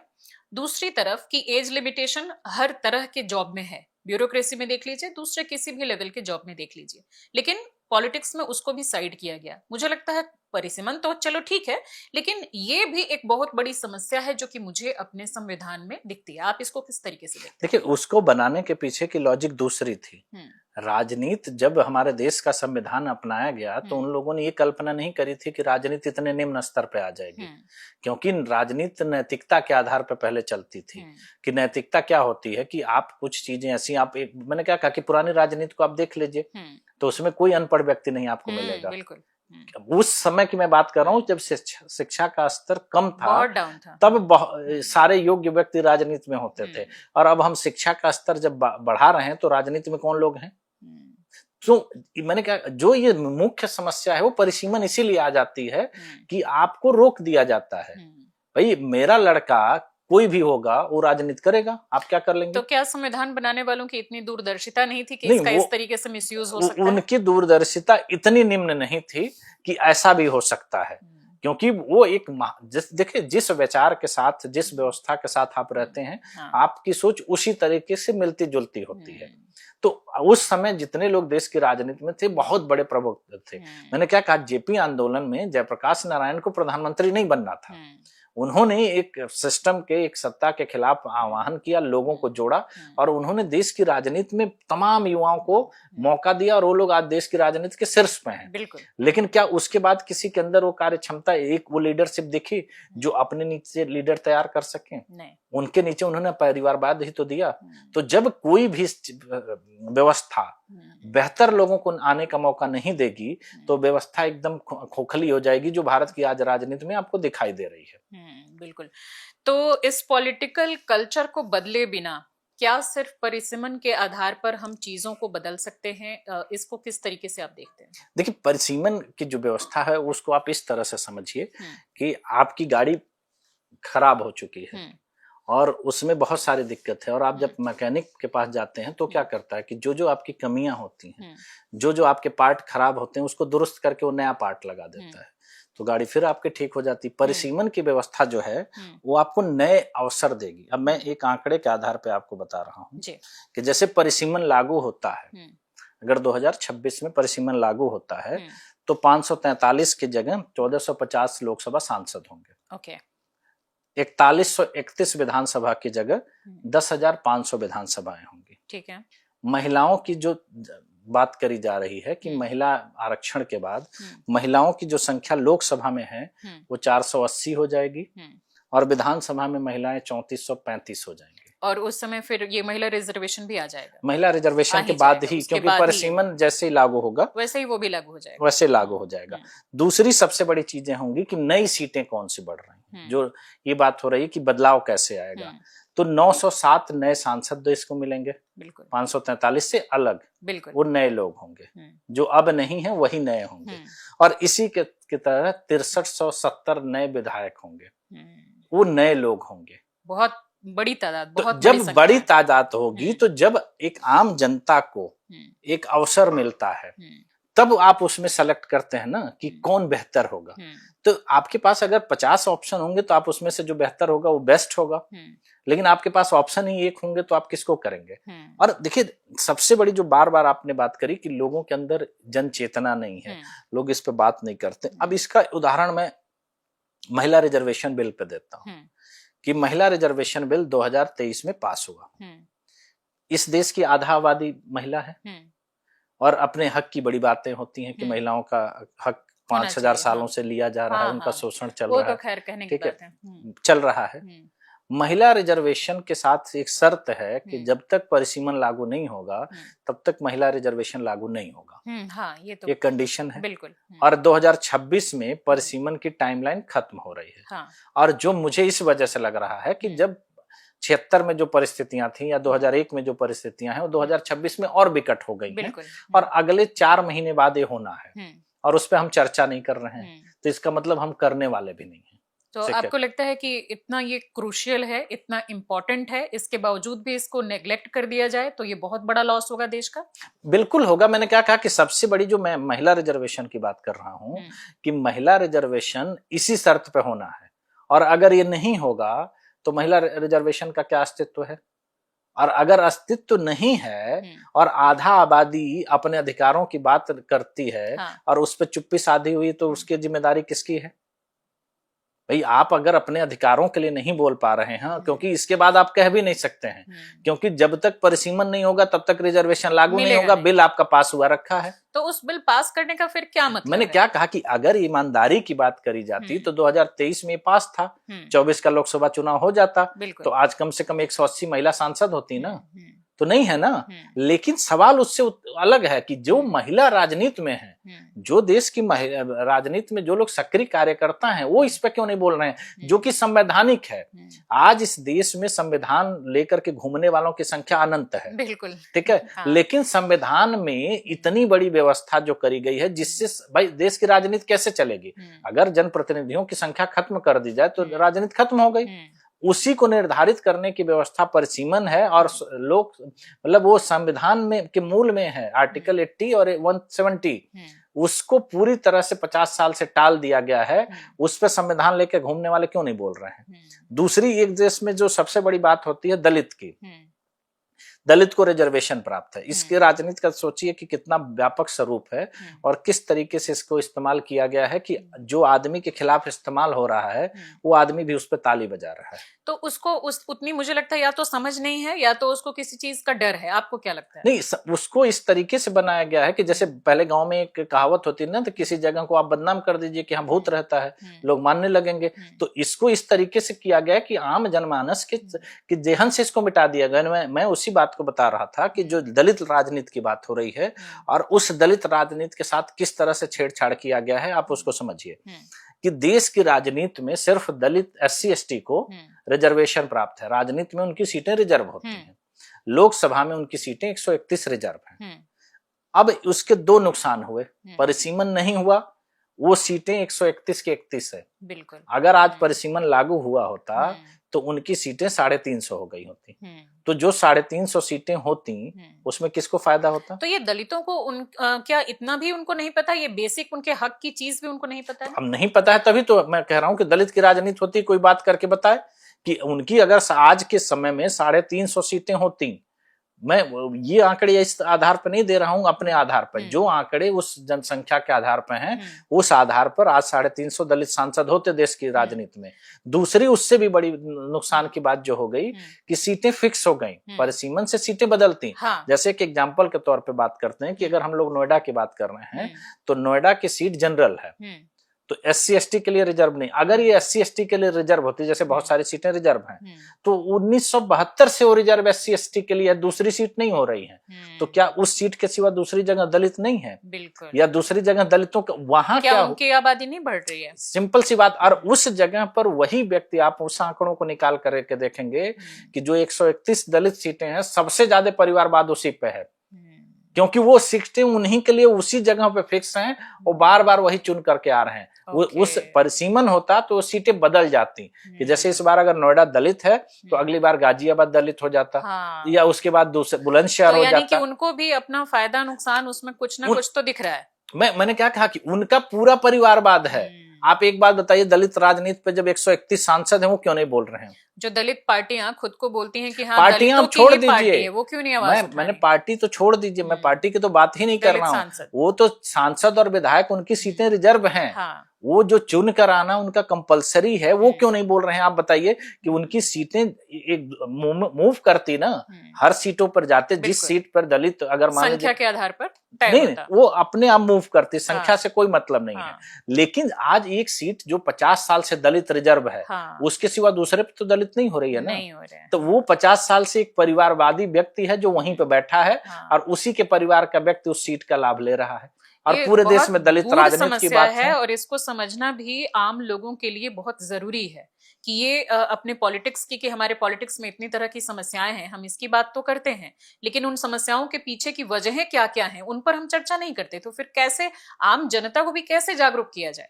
मैं इसी बात को कह रहा हूँ ना कि जो लोग आम जनता तक को आप छोड़ दीजिए, जो लोग सक्रिय राजनीति के हिस्से हैं, भाई हर पार्टी के आंकड़े आते हैं ना कि मेरी पार्टी में इतने राजनीतिक कार्यकर्ता हैं, मेरे पार्टी में इतने करोड़ कार्यकर्ता हैं, इतने, भाई वो तो लोग सक्रिय राजनीति का हिस्सा है ना, जब वो पार्टी कार्यकर्ता हैं। बिल्कुल, बिल्कुल। तो वो अपने राजनीति जो नेता हैं उससे ये सवाल क्यों नहीं पूछते हैं कि भाई अगर सीटें बढ़ती, प्रतिनिधित्व बढ़ता, मैं तो देश की अभी बात ही नहीं कर रहा हूँ, क्योंकि जब कार्यक्षमता बढ़ेगी, संख्या बढ़ेगी तो कार्यक्षमता बढ़ेगी तो देश का विकास होगा। जब आप उसी राजनीति का हिस्सा हैं और ये सीटें बढ़ेंगी तो अवसर आपको मिलेगा। तो अगर अवसर आपको मिलेगा और उस अवसर का आप लाभ उठाने के लिए आवाज नहीं उठा पा रहे हैं तो राजनीति आप किसके लिए कर रहे हैं? बिल्कुल। अच्छा, आपके कुछ इंटरव्यूज वगैरह भी मैं देख रही थी, उसमें आप ये कहते हैं कि अभी जो SIR चल रहा है वो डिलिमिटेशन को इग्नोर करने के लिए या कहीं ना कहीं उसको पीछे करने के लिए वो किया जा रहा है, या उसके होने से इसको कहीं ना कहीं नुकसान होगा। ये किस बेसिस पे कहते हैं वो भी थोड़ा दर्शकों को बताइए। देखिए, उसकी मैं वजह इसलिए कहता हूं कि जैसे SIR क्या है, वोटर लिस्ट को करेक्ट कर रहा है कि भाई वोटर लिस्ट अच्छी हो। तो वोटर किसको वोट देता है? अपने जनप्रतिनिधि को देता है। तो हम 1450 की जगह 543 को चुन रहे हैं, तो वोटर लिस्ट आप कितना भी बेहतर बना दीजिए तो हम क्या 1450 को चुनने लगेंगे? भाई हम चुन तो उन्हीं को रहे हैं ना। भाई आज आप 10 लाख पे एक सांसद होता था, आज 50 लाख पे सांसद हो गया, तो क्या फर्क पड़ता है आपके वोटर लिस्ट कितनी भी अच्छी रहे? क्योंकि चुन तो आप उसी व्यक्ति को रहे हैं ना, नए व्यक्ति को तो आप जोड़ नहीं रहे हैं। तो आप एक वोटर को उसका ध्यान भटकाने के लिए संख्या जो प्रतिनिधि की न बढ़े, आप वोटर पर लेकर के आए कि पूरा देश SIR पर चर्चा कर रहा है, परिसीमन पर क्यों नहीं करते भाई? एक वोट कट गया, पूरे देश में हो हल्ला में मच गया। देश में 907 सांसद मिसिंग हैं और 7,000 के आसपास विधायक मिसिंग हैं। अगर परिसीमन के हिसाब से होता उस पर कोई क्यों नहीं बात कर रहा है? तो मैंने क्या कहा कि हमेशा एक मुद्दे को दबाने के लिए दूसरा मुद्दा उठाया जाता है। अप्रैल में परिसीमन होना है और अप्रैल तक आप देखिएगा कि SIR का ही मुद्दा चलेगा, क्योंकि आप दूसरी चीज पे चर्चा नहीं करिए। और यही एक मुद्दा इस देश में, कोई ऐसा मुद्दा आपने नहीं देखा होगा कि जिसमें हर व्यक्ति की सहमति हो। अच्छा, जिस तरह से SIR को लेकर के और वोटर लिस्ट से नाम काटे जाने और भी कई तरह की उसमें कमियों को लेकर के कई विपक्षी पार्टियां बात कर रही हैं, अपने बहुत सारे प्रोग्राम्स वगैरह भी लॉन्च किए हैं, वीडियोस डाले जा रहे हैं सोशल मीडिया पर। क्या आपने उनसे संपर्क करने की कोशिश की कि इसके साथ साथ इससे ज्यादा जरूरी मुद्दे परिसीमन पर भी आप बात करें, आप क्यों नहीं कर रहे हैं? इस तरह का कोई कांटेक्ट किया आपने? देखिए, ऐसा नहीं है कि ये मुद्दा की जानकारी मुझे है, इस मुद्दे की जानकारी सबको है। नहीं है सबको, लेकिन आप जिस तरीके से एक बड़े लेवल पर काम कर रहे हैं। मैंने सबसे बात करी है, मैंने तो अभी पिछले हफ्ते इस देश के जितने भी लोकसभा सांसद हैं, राज्यसभा सांसद हैं, जितने मिनिस्टर हैं, प्रधानमंत्री, राष्ट्रपति, उपराष्ट्रपति, सारे मुख्यमंत्री, सारे राज्यपाल को पत्र लिख करके सूचित किया है। लेकिन सवाल ये होता है कि जागता हुआ आदमी जो होता है वो कभी नहीं जगता है, सोता हुआ आदमी जगता है। 130 लेटर्स लगभग आपने लिखे हैं? लगभग 900 जितने लोकसभा राज्यसभा सांसद हैं, जितने आपके मिनिस्टर हैं, सारे प्रदेशों के मुख्यमंत्री को, सारे प्रदेशों के जितने संवैधानिक पद पर जो भी व्यक्ति है, मैंने सबको लिखा है। लगभग 900 पत्र लिखे हैं हमने और वो लगभग सबको पहुंच भी चुके हैं। लेकिन सवाल हमेशा यही होता है कि ऐसा नहीं है कि इस चीज को लोग नहीं जानते। जिस लोगों ने इस पे रोक लगाई है उनको तो पता है ना कि उन्होंने रोक क्यों लगाई है। सवाल हमेशा यही रिवर्स करता है कि जिन लोगों का नुकसान हो रहा है वो लोग क्यों नहीं बोल रहे हैं। और इसकी सिर्फ और सिर्फ यही वजह है कि उनको राजनीतिक फायदा हो रहा है और इस मुद्दे को इस तरीके से गौड़ किया जा रहा है कि जिसपे आप चर्चा भी ना करें। और अगर आप चर्चा ही नहीं करेंगे तो उस पर बात कैसे करेंगे? आप अपने अधिकारों को ही नहीं, आप रोजगार की बात करते हैं कि महंगाई की बात करते हैं, तो भाई रोजगार और महंगाई की बात तो आप तब करिए ना जब आप अपने संसद अपने अधिकारों को तो सुरक्षित कर ले। जिस संसद में 1450 लोग बैठने चाहिए वहां 543 लोग बैठ रहे हैं। हाँ, बिल्कुल। और वो पूरे देश की बात कर रही है। और नया संसद भवन बना के तैयार किया गया, उसकी क्षमता भी बहुत अच्छी खासी रखी गई। नहीं, मैं क्या कह रहा हूँ, उसका उसकी भी संख्या भी पर्याप्त नहीं है। हाँ ठीक है, वो उसके लिए और बढ़ाया जाए। मैंने क्या कहा कि हम आज एक बात बताइए, सोचने वाला सवाल है कि जब देश की राजधानी अंग्रेजों ने बनाई थी, वो लगभग 100 साल पहले बनाई थी और आज से 3 साल पहले उन्हीं के बनाए संसद भवन में हम लोग काम कर रहे थे ना। तो उनका विजन आज के 100 साल आगे तक का संसद को लेकर के था ना। हमारा विजन कहाँ है? हम आज संसद जो भवन बनाए हैं उसमें क्षमता कितनी है? हमारे पास 1450 सांसद होने चाहिए। जो आंकड़े के अनुसार मैं बता रहा हूँ 1450 सांसद होने चाहिए। 1450 लोकसभा सांसदों की बैठने की क्षमता ही नहीं है।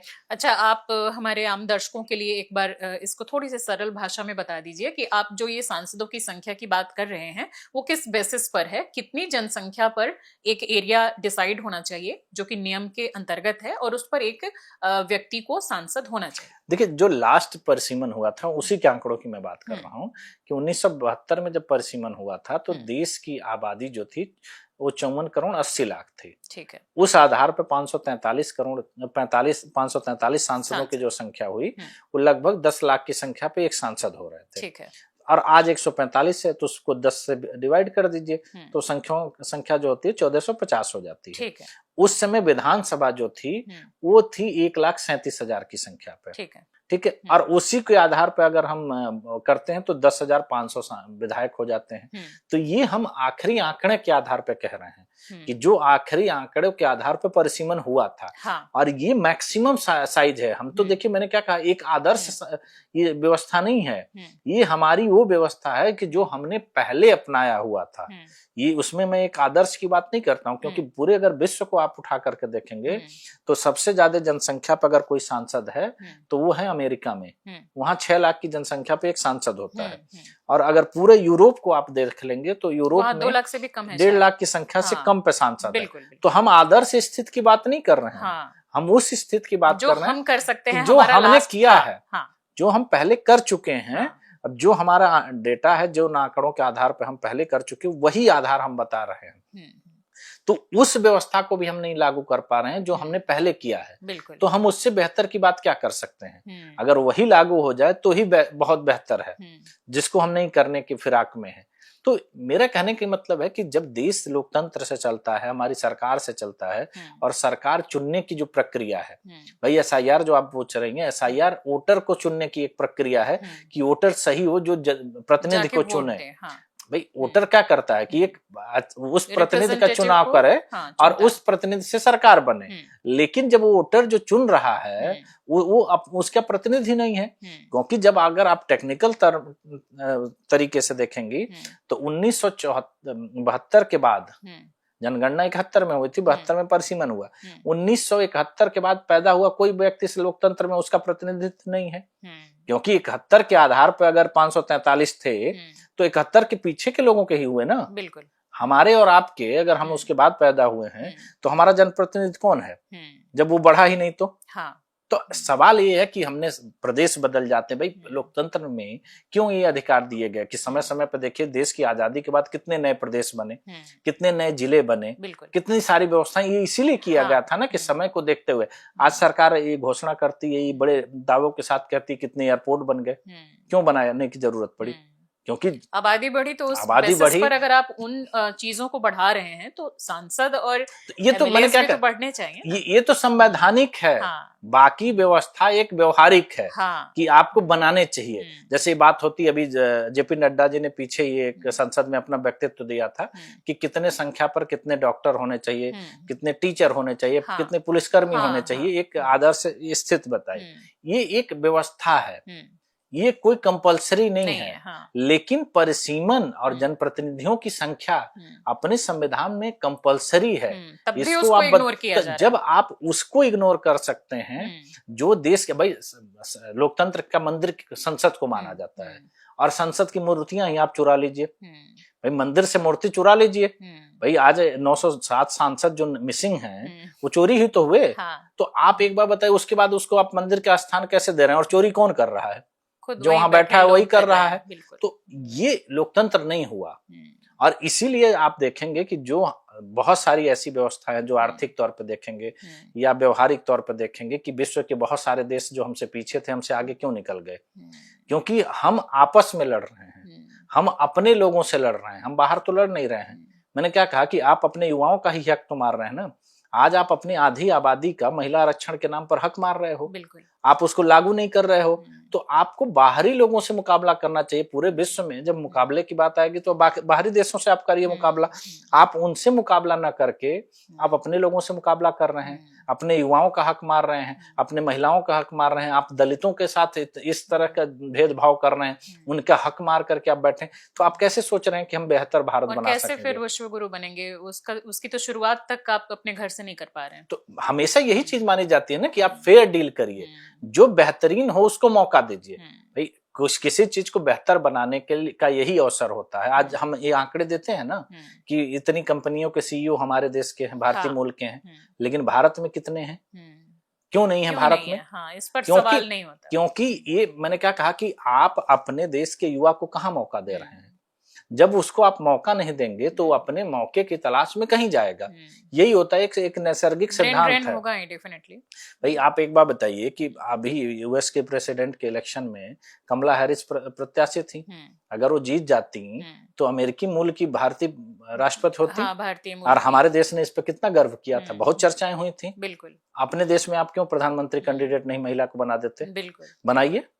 अपने देश में कितनी मुख्यमंत्री हैं जो महिला लेवल तक किसी महिला को यूथ को पहुंचने ही नहीं दिया जाता, कैंडिडेट बनाना। मैंने क्या कहा, ये कौन रोक रहा है? ये रोकने की व्यवस्था किसने की है? हमने ही की है ना। तो हम किससे लड़ रहे हैं? अपने देशवासियों से लड़ रहे हैं। राजीव गांधी इस देश के 40 साल में प्रधानमंत्री बन जाते हैं, लेकिन वो यूथ की वजह से थोड़े न बने, वो तो अपने फैमिली डायनेस्टी की सवाल वजह से बने। यही उठा ना कि जब वो प्रधानमंत्री बन रहे थे तो इस देश की जनता ने क्यों नहीं कहा कि राजीव गांधी क्यों प्रधानमंत्री बन रहे हैं? उनका राजनीति से कोई लेना देना नहीं था। उनको सीधे बुलाया जाता और देश का प्रधानमंत्री बना दिया जाता। और आप फिर कह रहे हैं कि देश में लोकतंत्र है। भाई इतना तो हमको लग रहा है कि राजतंत्र में नहीं होता होगा। राजा का लड़का पहले से ही तो उसी राजतंत्र का हिस्सा रहा होगा। उसको चीजों की जानकारी रहती होगी। यहाँ उनको जबरदस्ती ला करके थोप दिया गया। तो कहने का ये मतलब है ना कि अगर हम एक युवा प्रधानमंत्री को देखते हैं तो राजीव गांधी जी हैं, और वो भी परिवारवाद से बनते हैं। जितने बड़े मुख्यमंत्री नाम आप सुन रहे हैं जो कम एज में मुख्यमंत्री बने, वो कैसे बने? वो किसी परिवार विशेष से बने हैं।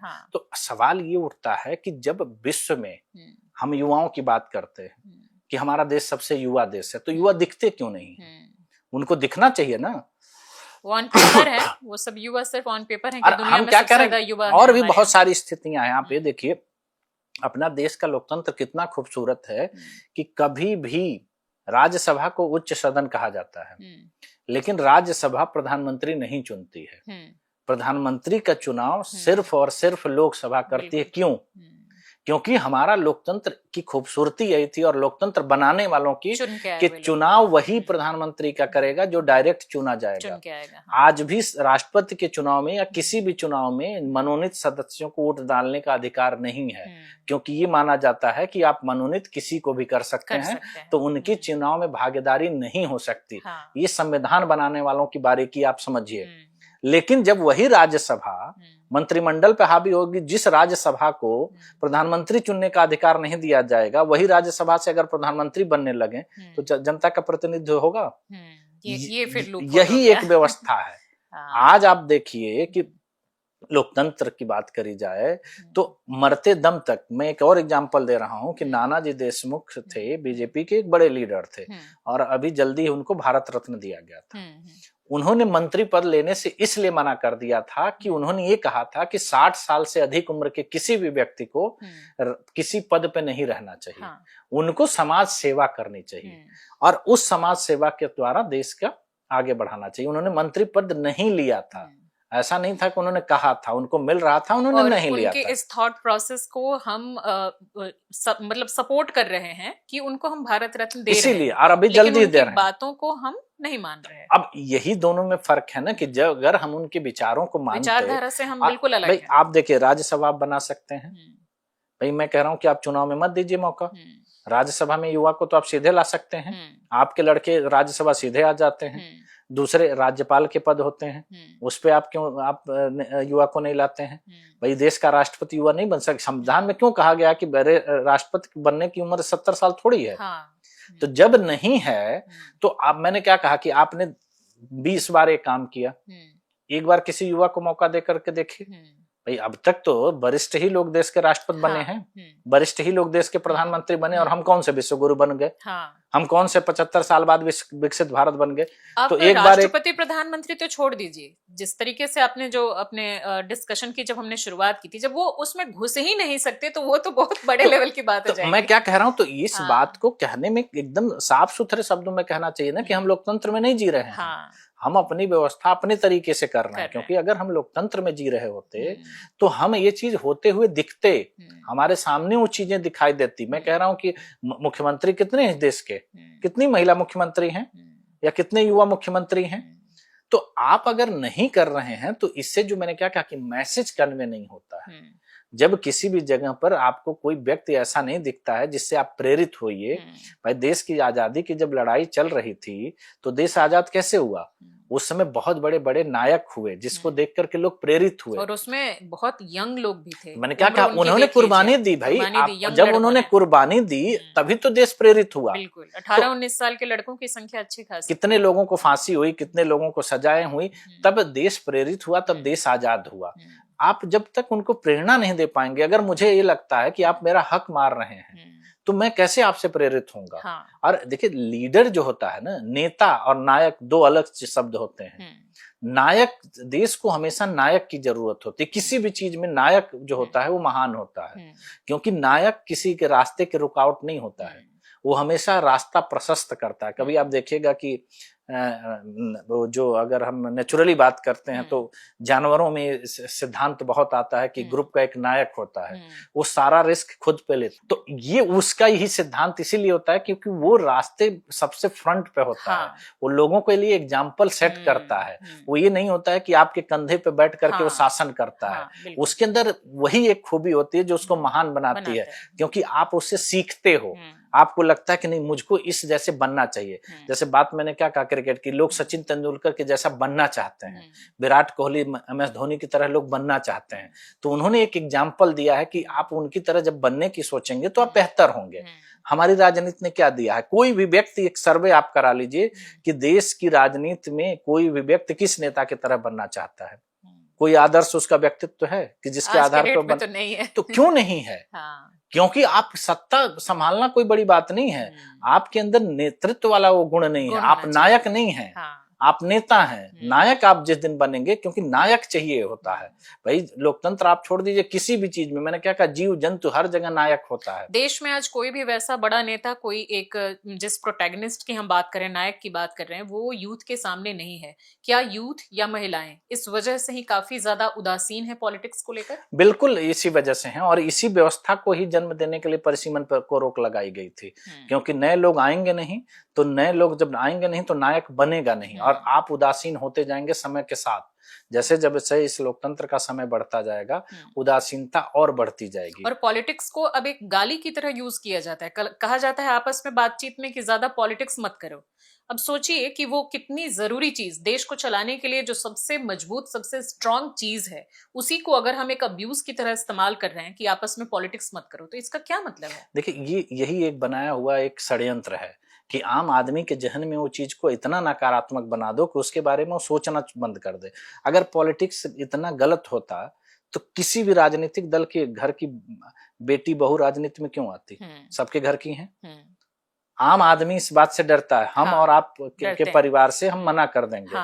लेकिन किसी भी बड़ा राजनीतिक व्यक्ति ऐसा बताइए कि जिसके परिवार की लड़कियां और महिलाएं या उसके परिवार का लड़का राजनीति में नहीं है। सबको आगे किया जाता है। तो अगर वो खराब होती तो देखिए, दुनिया के एक नियम है, कोई भी व्यक्ति, मैं, आप या कोई भी व्यक्ति अपने बच्चों को वो काम करने के लिए नहीं प्रेरित करेंगे जो हमें अच्छा नहीं लगता है, जिसको हम गलत मानते हैं। हम चाहे कुछ भी कर लीजिए, आदमी अपने बच्चों को साथ ऐसी उम्मीद नहीं रखता है। राजनीति गंदी है, और सारे राजनेता अपने बच्चों को, अपने घर की महिलाओं को राजनीति में आगे लाते हैं। इसका क्या मतलब है? मैंने क्या कहा, ये एक सोची समझी साजिश है जिसमें हमको ऐसा बता दिया गया कि ये चीज गलत है, और आपका ध्यान उधर जाए ही नहीं, आप उसके बारे में सोचें ही नहीं। तो जब आपका ध्यान नहीं जाएगा, आप उसकी तरफ सोचेंगे ही नहीं, तो उसके करने के लिए आप प्रयास कैसे करेंगे? और यही हो रहा है। आप मीडिया को इसके लिए कितना जिम्मेदार मानते हैं, जिसमें कि कभी भी इस तरह के इम्पोर्टेंट डिस्कशन को जगह नहीं दी जाती जिस तरीके से दी जानी चाहिए? मीडिया को चौथा पिलर कहा जाता है डेमोक्रेसी का, लेकिन मुझे लगता है कि आज के डेट में मीडिया पॉलिटिक्स का एम्पलीफायर बन के रह गया है। किस तरीके से आप इसे देखते हैं? देखिए, मैं इसको भी एक उदाहरण के माध्यम से आपको देना चाहता हूँ। एक तो देखिए, पहले जब इंसान ये सोचने लगता है कि हर व्यक्ति का एक प्रोफेशन होता है, ठीक है, वो कुछ समय तक उसमें काम करता है, उसके बाद वो एक सामान्य नागरिक होता है। जैसे अगर आप मीडिया में होंगी तो 8 घंटे 10 घंटे आप एक मीडिया पर्सन के तौर पर करेंगे, उसके बाद आप किसी की पत्नी हो सकती है, बच्ची हो सकती है, माँ हो सकती है, कुछ भी हो सकती है, एक सामाजिक जीवन में आप आ जाते हैं। जब व्यक्ति उस चीज से नीचे नहीं आ पाता है, जब वो मान लेता है कि उसका प्रोफेशन उसके व्यक्तित्व पे हावी हो जाता है, तो 24/7 वही काम करता है। अब उसके एक और एग्जांपल के तौर पे मैं दे रहा हूं कि जो आपने कहा चौथा पिलर, हम लोग NCR में रह रहे हैं, आज बात हो रही बहुत प्रदूषण की।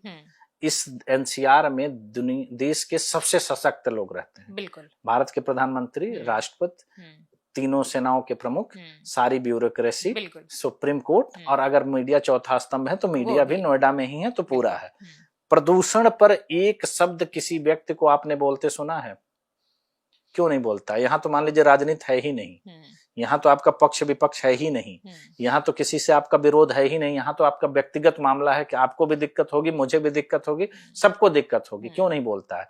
क्योंकि आप उस प्रोफेशन से बाहर नहीं आ पा रहे हैं। आपको ये लग रहा है कि हम एज ए एंकर या एज ए मीडिया कर्मी हमारा ये काम है तो हम यही कर रहे हैं। ये नहीं समझ रहे हैं कि 18 घंटा आप एक सामान्य नागरिक हैं।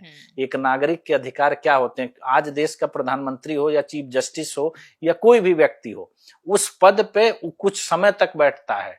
भाई अब चीफ जस्टिस अगर कोर्ट में नहीं बैठे हैं तो आम आदमी ही है ना। एक दिन उनको घूमते हुए उनको लगा कि प्रॉब्लम हुई तो उनको लगा अब आज प्रॉब्लम नहीं हो रही है। हर शख्स को है, हर व्यक्ति के घर में बुजुर्ग है, बच्चे हैं, लेकिन वो बोलने को तैयार उसी नहीं है। दिन हुई, उसके बाद तो उन्होंने भी नहीं बोला। तो सवाल ये है ना कि वो ये नहीं मान रहे हैं कि हम एक नागरिक हैं। चीफ जस्टिस आप उतने समय तक हैं जब तक एक पद पर आप हैं या आप अपने ऑफिस में, उसके बाद आप किसी के पिता हैं, किसी के पुत्र हैं, किसी के भाई हैं और इस देश के एक आम नागरिक हैं। हम ये भूल गए हैं। क्योंकि आपको एग्जाम्पल से ही मैं बता रहा हूँ, इंदौर इस देश का एक शहर है। हाँ, सबसे साफ सुथरा। जी, आपको पता है कि ये सबसे साफ सुथरा है। क्यों? क्योंकि जबकि इंदौर मध्य प्रदेश का एक शहर है। इंदौर की मध्य प्रदेश की राजधानी भोपाल है। तो अगर प्रशासन स्वच्छता की बात करता तो भोपाल नंबर 1 होता। बिल्कुल।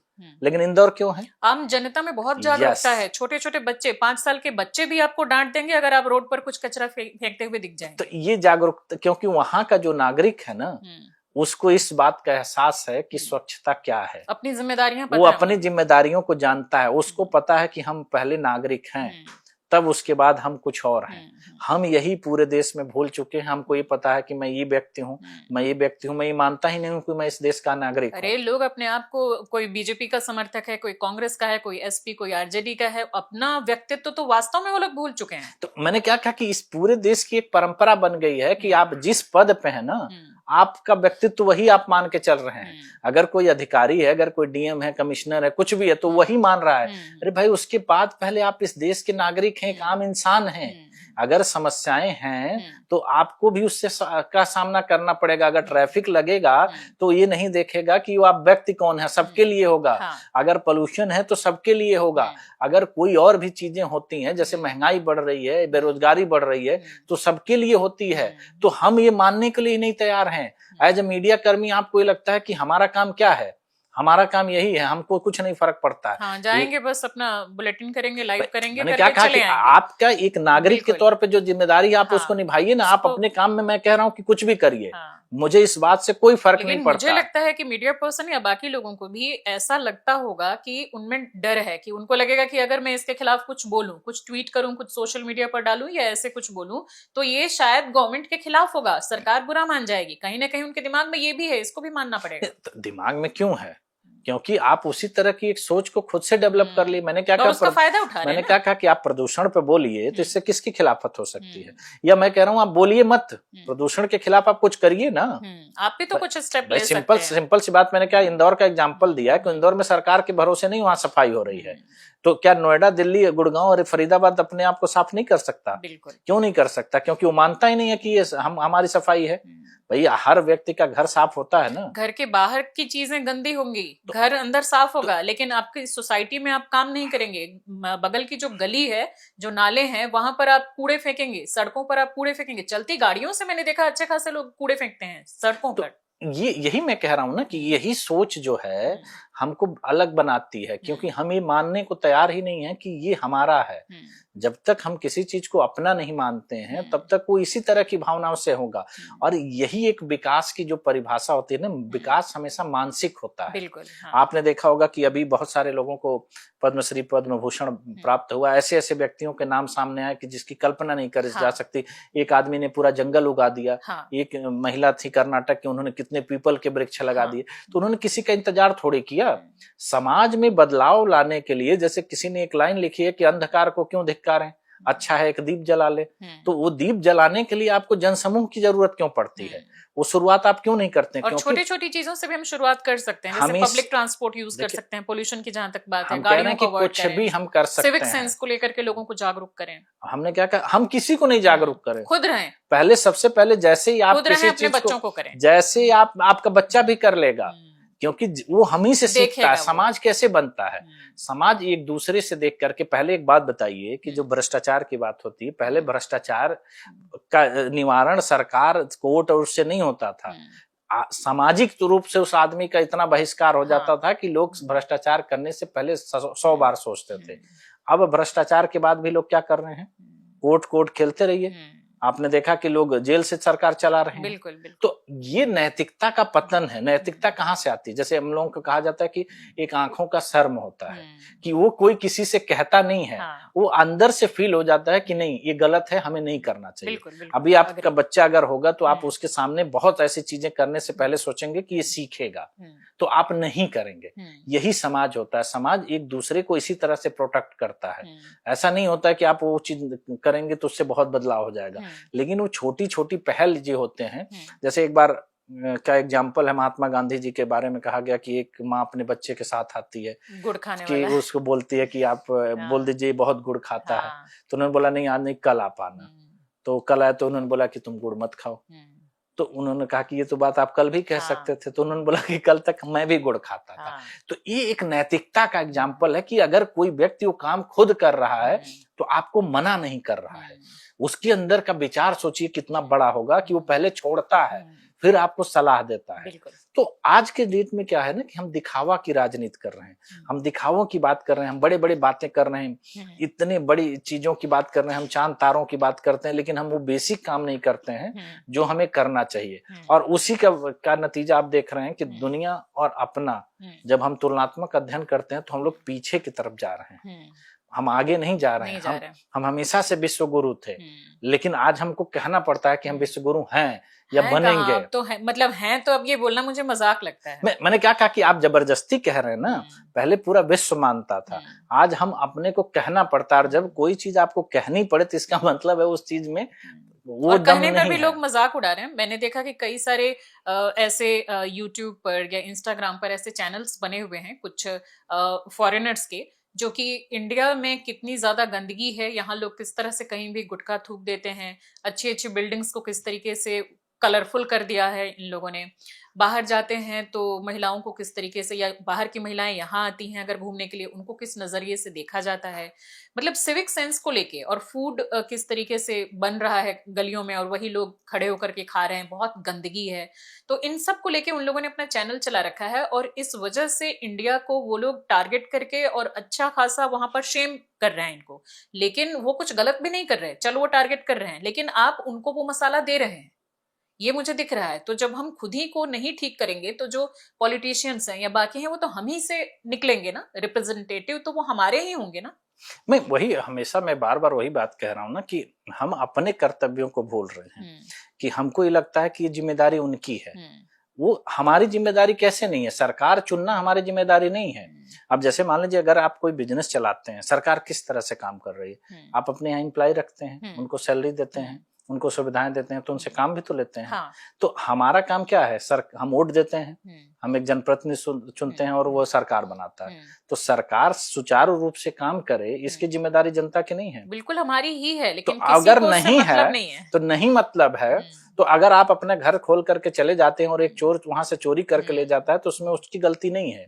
आप कहते रहिए कि वो चोर है, ये आपकी लापरवाही है। पूरे विश्व में जो लोकतंत्र और देशों में है, उन्होंने उस तरह से बनाया है ना, उन्होंने अपने देश को उनके कानून उन्हीं की तरह है ना, तो वो अपनी चीजों को करते हैं ना। हम जाते हैं दूसरे देशों की तारीफ क्यों करके आते हैं? उनके शहरों की तारीफ हम क्यों करते हैं? क्योंकि उन्होंने अच्छा बनाया है। वो चीज अगर हम अपने यहाँ लागू करते हैं तो लोग हमारे लिए भी अच्छा बोलेंगे। लेकिन हम पूरी दुनिया घूम के आ भी जाएं, बहुत सारे लोग हैं जो कि दुनिया अब ज्यादा घूमने लगे हैं, पहले इतना ज्यादा नहीं था। अब जो मिडिल क्लास भी है वो भी कुछ पैसे जोड़ के और कई कंट्री घूम के लोग आ जाते हैं। छोटे छोटे देश हैं जो कि कई मामलों में हमसे पीछे हैं, जैसे कि हम लोग चाहे बात कर लें कि हाँ हमारा अभी कितने बड़े लेवल पर बहुत सारी चीजें हमारे कंट्री में चल रही हैं। बहुत सारे देश हैं, जैसे कुछ दिन पहले मैं वियतनाम गई थी, दुबई को भी ले सकते हैं। तो ये सब जो देश हैं, कहने के लिए वो हमसे बहुत कम जीडीपी वाले हैं, छोटे देश हैं, लेकिन वहाँ इतनी सुचारू ढंग से व्यवस्थाएं चल रही हैं कि जब हम वापस अपने कंट्री में आते हैं तो इतना सारा कुछ डिस्टर्ब दिखता है। जैसे कि एक बहुत बड़ा एग्जाम्पल मुझे देखने को मिला, जब मैं दुबई भी गई तो भी, जब मैं वियतनाम गई तो भी, कि वहां पर एक भी पॉलिटिकल पोस्टर या किसी भी तरीके का पोस्टर आपको सड़कों पर नहीं दिखेगा। जैसे ही मैं कोलकाता मेरी फ्लाइट लैंड हुई और यहाँ दिल्ली की अगर मैं बात करूं, हर जगह बड़े बड़े पोस्टर्स हैं, कहीं प्राइम मिनिस्टर के हैं, कहीं विपक्षी किसी नेता का कुछ ऐड चल रहा है, कहीं किसी दिल्ली के किसी सीएम का चल रहा है।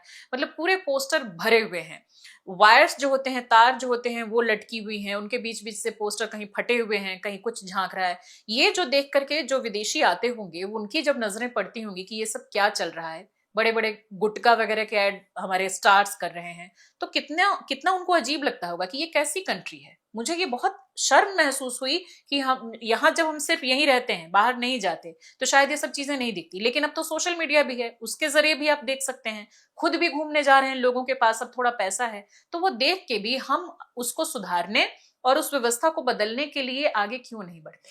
देखिए, अब आपने दो शहरों का नाम लिया, तो मैं एक फिर एग्जाम्पल के माध्यम से आपको समझाता हूं कि लगभग 50 साल से आप तुलना करिए नोएडा की, कि नोएडा की स्थापना पूर्ण रूप से एक नए शहर के तौर पे करी गई थी, और उस समय आप तुलना करिए दुबई से या सिंगापुर से, ठीक है। जबकि दुबई में राजशाही है, वहां एक व्यक्ति ही है। तो मैंने क्या कहा, जो नेता और नायक की भूमिका है, वहां का जो शासक है वो नायक है। वो चीजों को आप एक इस्लामिक देश में जब आप गए होंगे एक महिला के तौर पे, आप अपने देश से ज्यादा कंफर्ट फील कर रहे थे कि नहीं? बिल्कुल बिल्कुल, क्योंकि उसने इस्लामिक चीजों को वहां प्रमोट नहीं किया है, वो कल्चर को नहीं प्रमोट कर रहा है, उसने एक ऐसा इन्वायरमेंट, उसने एक ऐसा इन्वायरमेंट दिया है कि जहां कोई भी व्यक्ति अपने आप को कंफर्टेबल फील करेगा। आप नोएडा आ जाइए, पूरी तरह से नया शहर बनाया गया, सब कुछ पूर्ण रूप से नया था।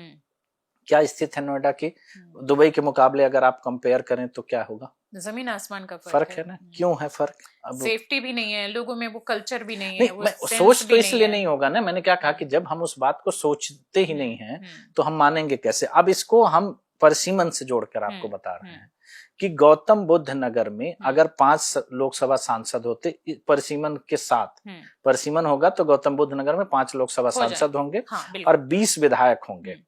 अब आप दोनों के फर्क सोच लीजिए कि जनप्रतिनिधियों की अगर होने से क्या फर्क आएगा आपके हिसाब से। अगर गौतम बुद्ध नगर में 5 लोकसभा सांसद होते, उनको छोटे छोटे एरिया मिलेंगे जिसमें वो ज्यादा अच्छे ढंग से काम कर पाएंगे, और 20 विधायक हों, हाँ, तो डेवलपमेंट होगा या नहीं होगा? और उनको बहुत छोटा एरिया मिलेगा, लोगों की पहुंच उन तक ज्यादा बढ़ेगी, वो उन तक ज्यादा एरिया के लोग उन तक पहुंच पाएंगे क्योंकि छोटा एरिया होगा, और इस वजह से डेफिनेटली काम होगा, डेवलपमेंट होगा। जनप्रतिनिधि हमेशा वहीं का लोकल होता है तो उसकी जवाबदेही बढ़ जाती है, क्योंकि वो हमेशा चुनाव में जाता है, लोगों को चुनना, सामना करना पड़ता है। और दूसरी एक और चीज होती है जिसको हम बार बार इग्नोर करते हैं कि ये वो लोग हैं जो जीत कर आते हैं।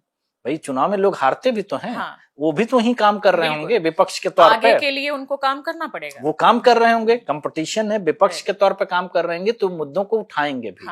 जब ये संख्या 1 है तो आपने देखा गौतम बुद्ध नगर की समस्याएं, लाखों लोगों के फ्लैट नहीं डिलीवर किए गए, फ्रॉड कर दिया गया, जमीनें बेच दी गई, अथॉरिटी अपनी मनमानी करती है, प्रशासन का कोई लेना देना नहीं, आप कुछ भी कर लीजिए। तो इस पे सुनवाई कैसे होगी? आपके जनप्रतिनिधि कितने हैं? आप किसके दरवाजे खटखटाने जाएंगे? अधिकारी तो वही है। जनप्रतिनिधि जिस पे जनता को भरोसा होता है, जिसका जो उसको बल देता है, वही नहीं है। तो यही फर्क है कि जो अगर हमारी ये संख्या जनप्रतिनिधियों की सुचारू रूप से चल रही होती तो हम जिस व्यवस्था की बात कर रहे हैं, अब जितने भी बड़े बदलाव हुए हैं देश में, देखिएगा कि जब हम आजादी के शुरुआती दौर में थे तो हमने कितने बड़े बड़े बदलाव किए थे, और उसी बदलाव से आज हम चीजों को यहाँ तक ला रहे हैं ना। लेकिन उसके बाद हम क्यों नहीं कर पा रहे हैं?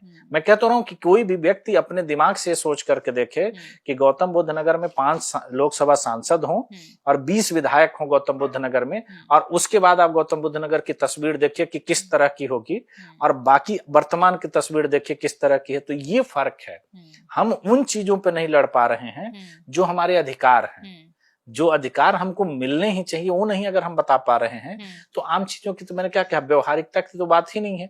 व्यवहारिक तो तब आप होंगे ना जब आप व्यक्ति अच्छे होंगे, आप तो यहाँ व्यक्ति ही नहीं अच्छे हैं।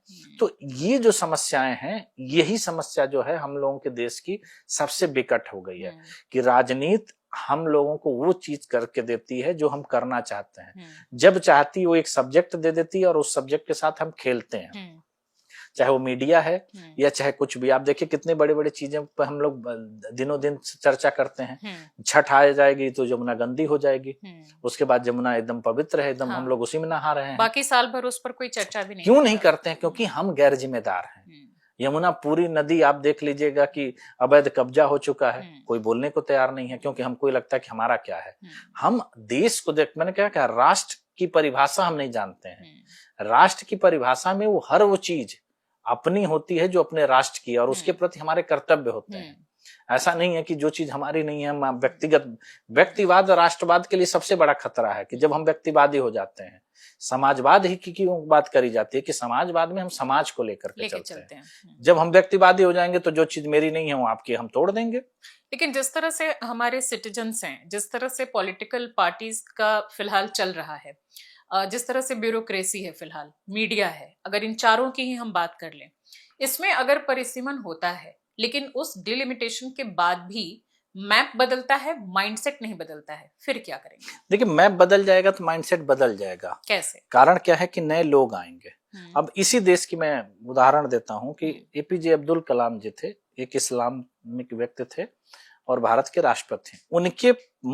उनके प्रति इस देश के 145 करोड़ लोगों की क्या धारणा है? बहुत ही अच्छी। क्यों? क्योंकि वाकई वो एक अच्छे व्यक्ति थे। तो आज चाहे मैं हूं, चाहे आप हैं, या इस देश का कोई भी नागरिक होगा, उनके प्रति आदर का भाव रखेगा। इस देश में जबकि कितने धार्मिक उन्माद होने के बाद भी उनको आप एज ए मुस्लिम देखते हैं? नहीं देखते हैं। नहीं देखता कोई।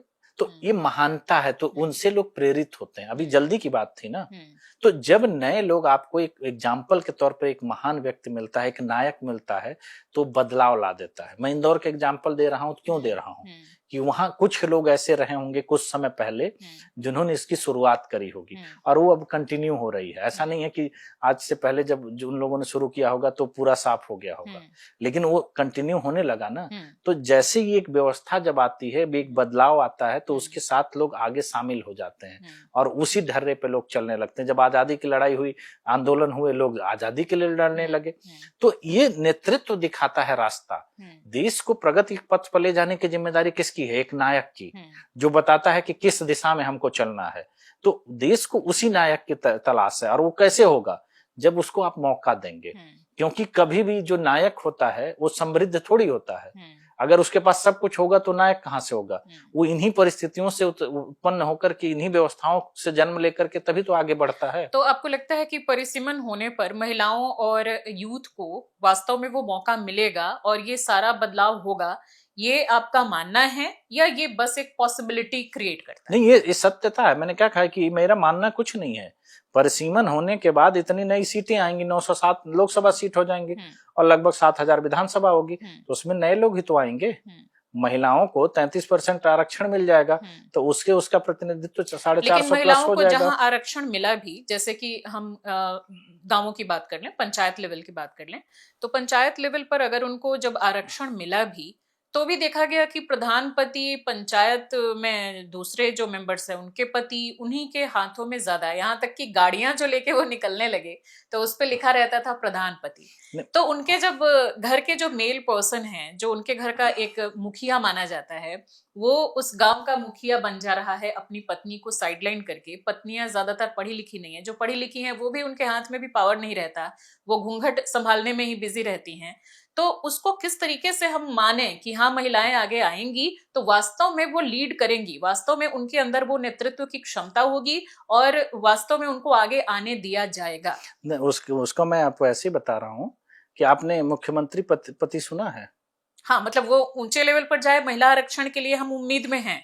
नहीं, मैं पूछ रहा हूँ आपसे, मुख्यमंत्री महिलाएं रही हैं? एक छोड़ के, बिहार वाली मैडम को छोड़ के। हाँ, नहीं, तब उनको भी मुख्यमंत्री पति नहीं कहा जाता। मुख्यमंत्री पति नहीं, वो तो ऑलरेडी पहले से मुख्यमंत्री थे, लेकिन कहा जाता था कि सारे फाइल वही पढ़ते हैं, साइन वही करते हैं। लेकिन जैसे वहां प्रधानपति का एक पद है, उसी तरह से प्रधानमंत्री पति, मुख्यमंत्री पति या मंत्री पति टाइप की कोई व्यवस्था नहीं है ना। क्यों?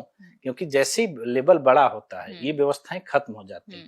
आप देश की बहुत बड़ी बड़ी महिला नेताओं को आप जानते होंगे जिनके पति को कोई जानता तक नहीं है, क्योंकि यही एक फर्क होता है। मैंने क्या कहा कि छोटे लेवल से बदलाव नहीं होता है, बदलाव मैंने क्या कहा कि नेतृत्व को हमेशा नायक की आवश्यकता होती है, वो नायक को देखता है, नीचे के लोगों को उससे क्या फर्क पड़ता है। मैं कहता रहा हूँ कि आप प्रधानमंत्री किसी महिला को बनाइए, अब इंदिरा गांधी जी प्रधानमंत्री थी, उनके पति को कितने लोग जानते हैं। सही बात। तो सवाल यही है ना, आज मान लीजिए कि जहां जहां पे मुख्यमंत्री, आप अगर चलिए दिल्ली के सीएम की मैं बात कर रहा हूँ, मुझे ज्यादा जानकारी नहीं है, लेकिन उनके पति के बारे में तो कोई नहीं जानता है। हाँ, लेकिन इनके लिए भी ये कहा जाता है बैकएंड से कि ये भी अपने कई बार ऐसा बोलती हैं कि मैं अपने पति की बातों को लेकर ज्यादा चलती हूँ, उनकी बातें मैं मानती हूँ। मैं कहता हूँ उनके पति को हम नहीं जानते हैं ना, हम लोग नहीं उनका नाम नहीं जानते हैं ना, तो इसका मतलब है कि नहीं है उतने सक्रिय ना। तो सवाल यही होता है कि जैसे चीजें एक दो चीजों को माइनस करके हम आगे बढ़ सकते हैं बड़े लेवल पर। जैसे बड़े लेवल पे ये सब चीजें नहीं हावी होती हैं। कारण क्या है कि नेतृत्व अपने आप से आपके अंदर एक कॉन्फिडेंस को जन्म देता है, एक ऐसी व्यवस्था ला देता है कि परिवर्तन दिखने लगता है। कहीं पे भी देखिए, और फील्डों में जैसे महिलाएं, अब जैसे मान लीजिए आप अपनी बात कर लीजिए कि जब आप जॉब करती हैं तो आपके पति की थोड़ी उसमें दखल अंदाजी हो सकती है, उसके बाद आपके अंदर वो क्षमता खुद से डेवलप हो जाती है मुझे क्या करना है, कि क्या करना है। बाकी चीजों में आप उनका सहयोग लें ना लें, लेकिन आप अपने जो व्यवसायिक कार्यों में अपने तरीके से काम करते हैं। तो यही चीज होता है किसी भी व्यवस्था में, जब आप इंडिपेंडेंट होती हैं तो आप वो व्यवस्थाओं के अपने हिसाब से करना सीख जाती हैं। इसमें एक छोटा सा डर मुझे और है, जैसे कि बिल्कुल मैं अग्री करती हूँ कि छोटे लेवल पर उतनी चीजें नहीं होंगी, बड़े लेवल पर होंगी डेफिनेटली। बहुत बार जो हम परिवारवाद की बात कर रहे हैं, जो डायनेस्टी पॉलिटिक्स से महिलाएं हैं वो बहुत हैं जिनको की टिकट मिला, बहुतों की पत्नियां हैं, बहुतों की बहुएं हैं और बहुतों की बेटियां भी हैं, और भी कुछ रिलेटिव्स हैं। ये मेन 3 ये रिलेशन है जो कि बहुत स्टेट वाइज, मैं ये सेंटर में तो बहुत ज्यादा नहीं देखूंगी, लेकिन स्टेट वाइज चाहे राजस्थान देख लें, बिहार देख लें, और भी कई स्टेट हैं, तो उनको साउथ के भी कुछ स्टेट्स हैं उनको भी देख लें, तो उनको वो टिकट दिया गया। क्या उनमें वो उतनी क्षमता है कि हाँ वो उस तरीके से आए, उनको टिकट मिले और फिर भी वो उस लेवल पर जाएं और वो अपने आप को इंटीग्रेट रख पाए, पावर में रख पाए स्ट्रांगली। देखिए, जब आपका चुनाव का तरीका ही गलत होगा तो आप अपने डिसीजन कैसे ले पाएंगे। अगर मैं आपको चुनता हूं तो मैं आपके फैसले खुद लूंगा। यही मैंने क्या कहा, ये फर्क क्यों आ रहा है कि उनको बनाया जाता है।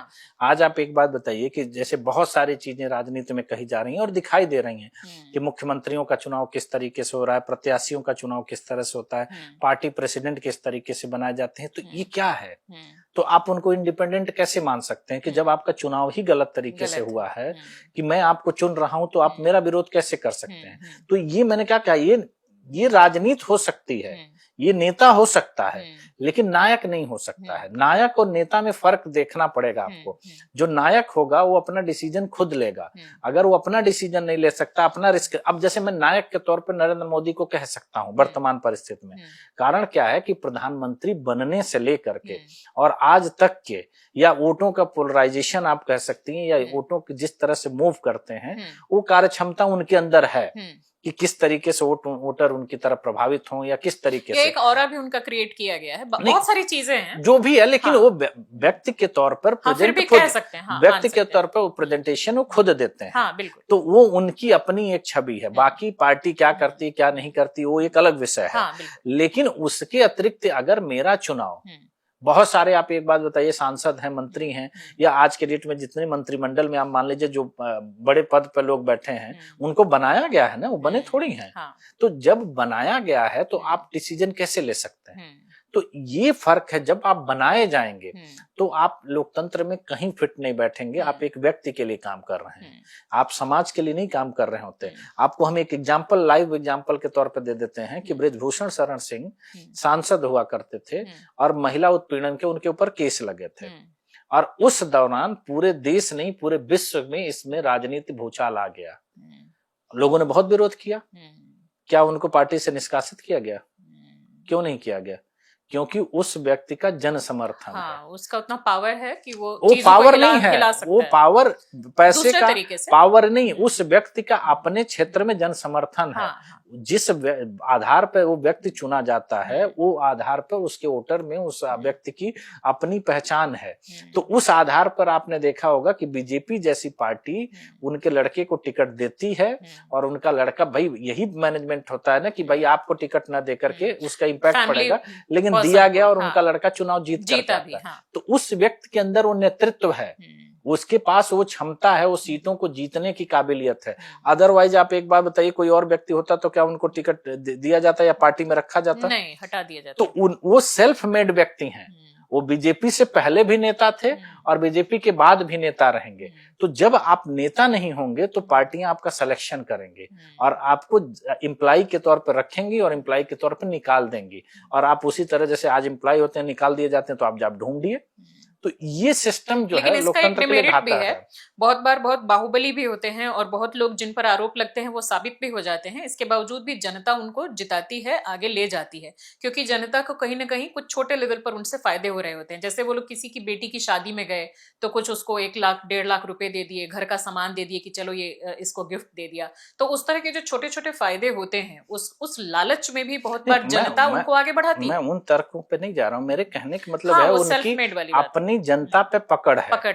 तो वो जनता की पकड़ का अपने तरीके से इस्तेमाल करते हैं। वो पकड़ कैसे उन्होंने बनाई है, क्यों बनाई है, उनकी मैं बात नहीं कर। लेकिन अगर किसी व्यक्ति को, अगर मुझे और आपको सीधे मंत्रालय दे दिया जाएगा तो मैं किसके लिए काम कर रहा हूँ? तब तो मैं एक व्यक्ति विशेष के लिए काम कर रहा हूँ ना। और जब तक वो व्यक्ति चाहेगा तब तक मैं काम करूंगा, जिस दिन वो व्यक्ति नहीं चाहेगा वो दिन मुझे हटा दिया जाएगा। तो वो जनता के द्वारा चुने हुए व्यक्ति नहीं हो गए, वो एक व्यक्ति के द्वारा चुना गया हुआ व्यक्ति है, तो वो व्यक्ति के लिए काम कर रहा है। और आज इस लोकतंत्र में आप देखेंगे कि अधिकांश लोग वही हैं। अब आप बिहार चुनाव में देखिए, ऐसे ऐसे नाम हैं जिनको कोई नहीं जानता, उनको टिकट दिया गया और चुनाव जीत गए।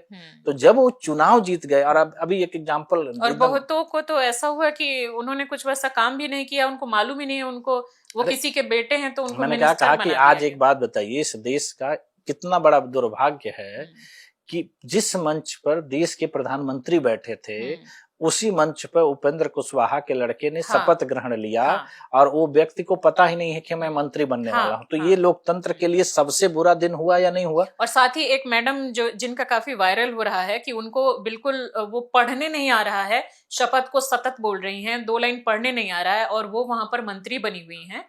मंत्री हैं या नहीं, लेकिन वो विधायक तो हैं। तो वो जब शपथ ग्रहण ले रही हैं, उनको वो शब्द बोलने नहीं आ रहे हैं जो उनको पढ़ना है, देख के भी पढ़ नहीं पा रही हैं। उनका चुनाव का आधार क्या है? परिवार।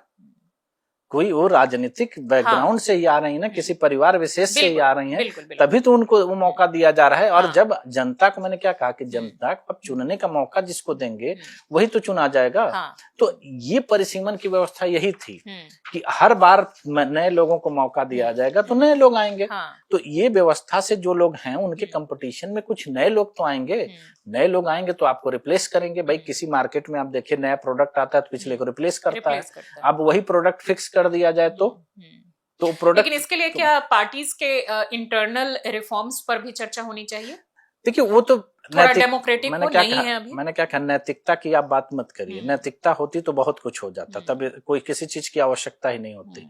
नैतिकता नहीं है तभी तो ये व्यवस्था करी गई थी, और ये व्यवस्था न होने का दुष्परिणाम हमको दिख रहा है। अगर नैतिकता होती तो आज एक बार बताइए, 33% महिला आरक्षण बिल के साथ परिसीमन की शर्त क्यों जोड़ी जाती, या SC ST का हक क्यों मारा जाता? मिल जाता उनको, मिल जाता से आरक्षण की जरूरत ही नहीं। मैंने क्या कहा, आरक्षण क्या है? आरक्षण तभी एक शब्द आता है जब किसी को समान मौका नहीं दिया जाता है। अब जैसे देखिए, आरक्षण की एक व्यवस्था, एक उसको उदाहरण में हमें बता रहा हूँ कि जैसे हम लोग प्लेन से सफर करते हैं तो उसमें सीटें रिजर्व हमारी होती हैं, एक टाइम फ्रेम के लिए होती हैं कि उसके बाद आप, और वो व्यवस्था का फायदा क्या होता है कि अगर हमारी सीट रिजर्व है कहीं पे भी, जो भी हम जाते हैं, कोई और नहीं बैठ सकता, कोई और नहीं बैठता है, तो वहां धक्का मुक्की नहीं होता है, एक दूसरे से बहस नहीं होती। अब जब जाते हैं आप अपनी सीट पे बैठ जाते हैं, पता होता है कि ये मिलेगा, और आपका जैसे सफर खत्म होता है वैसे वो सीट आप छोड़ के चले जाते हैं, फिर दूसरा आदमी उसका इस्तेमाल करता है। राजनीति में आरक्षण की व्यवस्था सामाजिक तौर पर यही थी कि जैसे ही आप उसका लाभ ले लेते हैं वो सीट दूसरे को आप सौंप देते हैं खुद ब खुद। ये नैतिकता होती है। भाई आप उस सीट पे कब्जा थोड़ी कर रहे हैं। मैंने क्या किया, वो नैतिकता नहीं है। आप एक बार बताइए, एक बार अगर आप लोकसभा सांसद SC ST सीट पर जीत कर हो गए तो अगली बार उसी सीट पर आप SC ST के तौर पर चुनाव लड़ रहे हैं, ये नैतिकता है? नहीं है ना?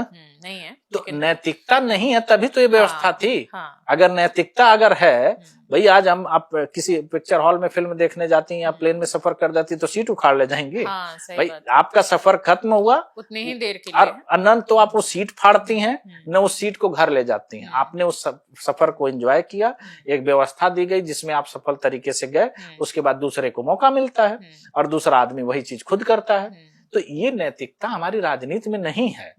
नहीं तो अगर हमको एक बार मौका मिल जाता तो हम अगले के लिए रास्ते में रुकावट थोड़ी करते। SC ST में परिवारवाद हो रहा है, बार बार वही चुन करके आ रहे हैं, बार बार वही मंत्री बन रहे हैं, तो उनसे ज्यादा उस दलितों का शोषण कौन कर रहा है और वही दलितों के नाम पर राजनीति कर रहे हैं। तो नैतिकता तो हम बात ही नहीं कर सकते हैं। जब हम संवैधानिक अधिकार नहीं दे रहे हैं तो हम नैतिक अधिकार किसी को कैसे दे सकते हैं? ये तो है। इसलिए देश में परिसीमन की व्यवस्था इसलिए जरूरी होती है कि अगर अब परिसीमन बढ़ गया तो अगली बार हम परिसीमन पर चर्चा नहीं कर पाएंगे, तब लोकतंत्र खत्म हो जाएगा। क्योंकि तब 5वीं जनरेशन के लोग राजनीति करने में आ जाएंगे और वो इतने ताकतवर हो चुके होंगे कि राजनीति से उनको कोई बदल नहीं सकता। नहीं किया जा पाएगा। तो फिर ऐसी स्थिति बनेगी कि एक तो देश की जनसंख्या देखिए हमारे ज्यादा है, बहुत सारे ऊपर नीचे गैप हैं, सामाजिक बहुत सारे जो आपस में भेदभाव हैं, तो इतनी 140-45 करोड़ की देश की जनता को संभाल पाना एक बहुत मुश्किल टास्क होने वाला है। तो इससे क्या होगा ना कि अगर परिसीमन लागू होता है, हमारे जनप्रतिनिधियों की संख्या ज्यादा होंगी, तो जनता के मध्य जो असंतोष पैदा हुआ है, जो इतना बड़ा गैप पैदा हो गया है, वो खत्म हो जाएगा। लोगों का कनेक्शन जनप्रतिनिधियों के बीच होगा, सरकार के प्रति उनकी आस्था बढ़ेगी। जो और देशों में आप देख रहे हैं कि जिस तरह से जन विद्रोह हो रहा है, क्यों हो रहा है? क्योंकि जनता और सरकार के बीच संवाद नहीं हो रहा है। जो ब्यूरोक्रेटिक अकाउंटेबिलिटी है उसमें जो बहुत ज्यादा डिग्रेड है। ब्यूरोक्रेटिक जो लोगों को होना चाहिए कि हाँ इतनी अकाउंटेबिलिटी आपकी होनी चाहिए, लेकिन वो नहीं है। क्या इसके पीछे भी इस तरह की वजहें हैं कहीं ना कहीं इनडायरेक्ट? बिल्कुल है। मैंने क्या कहा कि वो ताकतवर हो गए हैं। आप UPSC की सीटें तो बढ़ रही है ना, वो तो बहुत लंबे हैं। मैंने क्या कहा, आप नोएडा को एग्जाम्पल पे रखिए, गौतम बुद्ध नगर को, और यहाँ 5 सांसद और 20 विधायक के साथ देखिए, फिर अकाउंटेबिलिटी सबकी बन जाएगी कि नहीं, चाहे वो प्रशासनिक अधिकारी हो या किसी भी व्यक्ति को हो। क्योंकि जनता के संवाद जब जनप्रतिनिधि से होगा तो जनप्रतिनिधि की रिस्पॉन्सिबिलिटी बढ़ती है और वो एक्चुअल में उनकी जवाबदेही होती है। एक अधिकारी क्यों ज्यादा पावरफुल होता है या ज्यादा रूड हो जाता है या लोकतंत्र में संसद को सर्वोपरि क्यों माना गया है? क्योंकि उसका चुनाव जनता के द्वारा होता है। वो क्या होता है, वो सोचेगा 2 साल बाद मेरा ट्रांसफर हो जाएगा, लेकिन जनप्रतिनिधि तो पैदा होने से मरते दम तक वहीं रहेगा। उसका भुगतान उसके कई पीढ़ियों को करना पड़ता है। तो इसलिए उसकी जो नैतिक जिम्मेदारी होती है वो बहुत बड़ी हो जाती है और इसलिए उसका फायदा उस समाज को मिलता है, क्योंकि उसी समाज का वो हिस्सा होता है। ये व्यवस्था जितनी मजबूत होगी और जितनी मजबूती के साथ वो आगे बढ़ेगी, लोकतंत्र उतना मजबूत होगा। और लोकतंत्र मजबूत होने का मतलब है कि देश विकसित होगा। हमारा अपने देश के राष्ट्र के प्रति जो आस्था होगी वही तो हमको महान बनाती है। हमको राष्ट्र प्रेम करने के लिए कोई झंडा फहराना और कारगिल में जाकर लड़ाई लड़ने से थोड़ी होती है। राष्ट्र प्रेम मतलब हम हर उस व्यक्ति से चीज से प्यार करते हैं जो हमारे राष्ट्र से संबंधित है। जब हमारा राष्ट्रगान बजता है हम क्यों खड़े हो जाते हैं? वो एक आस्था है। जब हमारी टीम जीतती है तो हम क्यों उसके लिए सेलिब्रेट करते हैं? यही तो राष्ट्र प्रेम है कि हम उसको अपना मान करके करते हैं। तो यही भावना जब हमारे अपने लोगों के अंदर आ जाएगी, हम अपने आप को उससे कनेक्ट कर पाएंगे, तो वो चीज अपने आप होने लगेगी। वो राजनीति में मिसिंग है, वो परिसीमन के बाद हो जाएगी, क्योंकि वो कनेक्शन कम, संख्या कम होगी तो लोग ज्यादा कनेक्ट होंगे। मैंने किसी को कहते सुना था कि ये कोई मैजिक सॉल्यूशन नहीं है, लेकिन आपकी पूरी बातों को सुनने के बाद मुझे लग रहा है कि भले ही ये मैजिक सॉल्यूशन ना हो, लेकिन एक हेल्दी डेमोक्रेसी के लिए ये सबसे जरूरी कदम है और बेहद जल्द से जल्द इसको लागू करने की जरूरत है। मुझे लगता है कि हमारे वो तमाम दर्शक जिन्होंने हमारे पूरे इस डिस्कशन को सुना होगा और जो भी, जैसे मैंने शुरू में ही कहा था कि डेविल्स एडवोकेट की तरह मैं आपसे सवाल करूंगी कि भले मैं उस चीज से अग्री करती हूँ, लेकिन जो उसको लेकर के काउंटर क्वेश्चंस है वो पूछना मेरा काम है।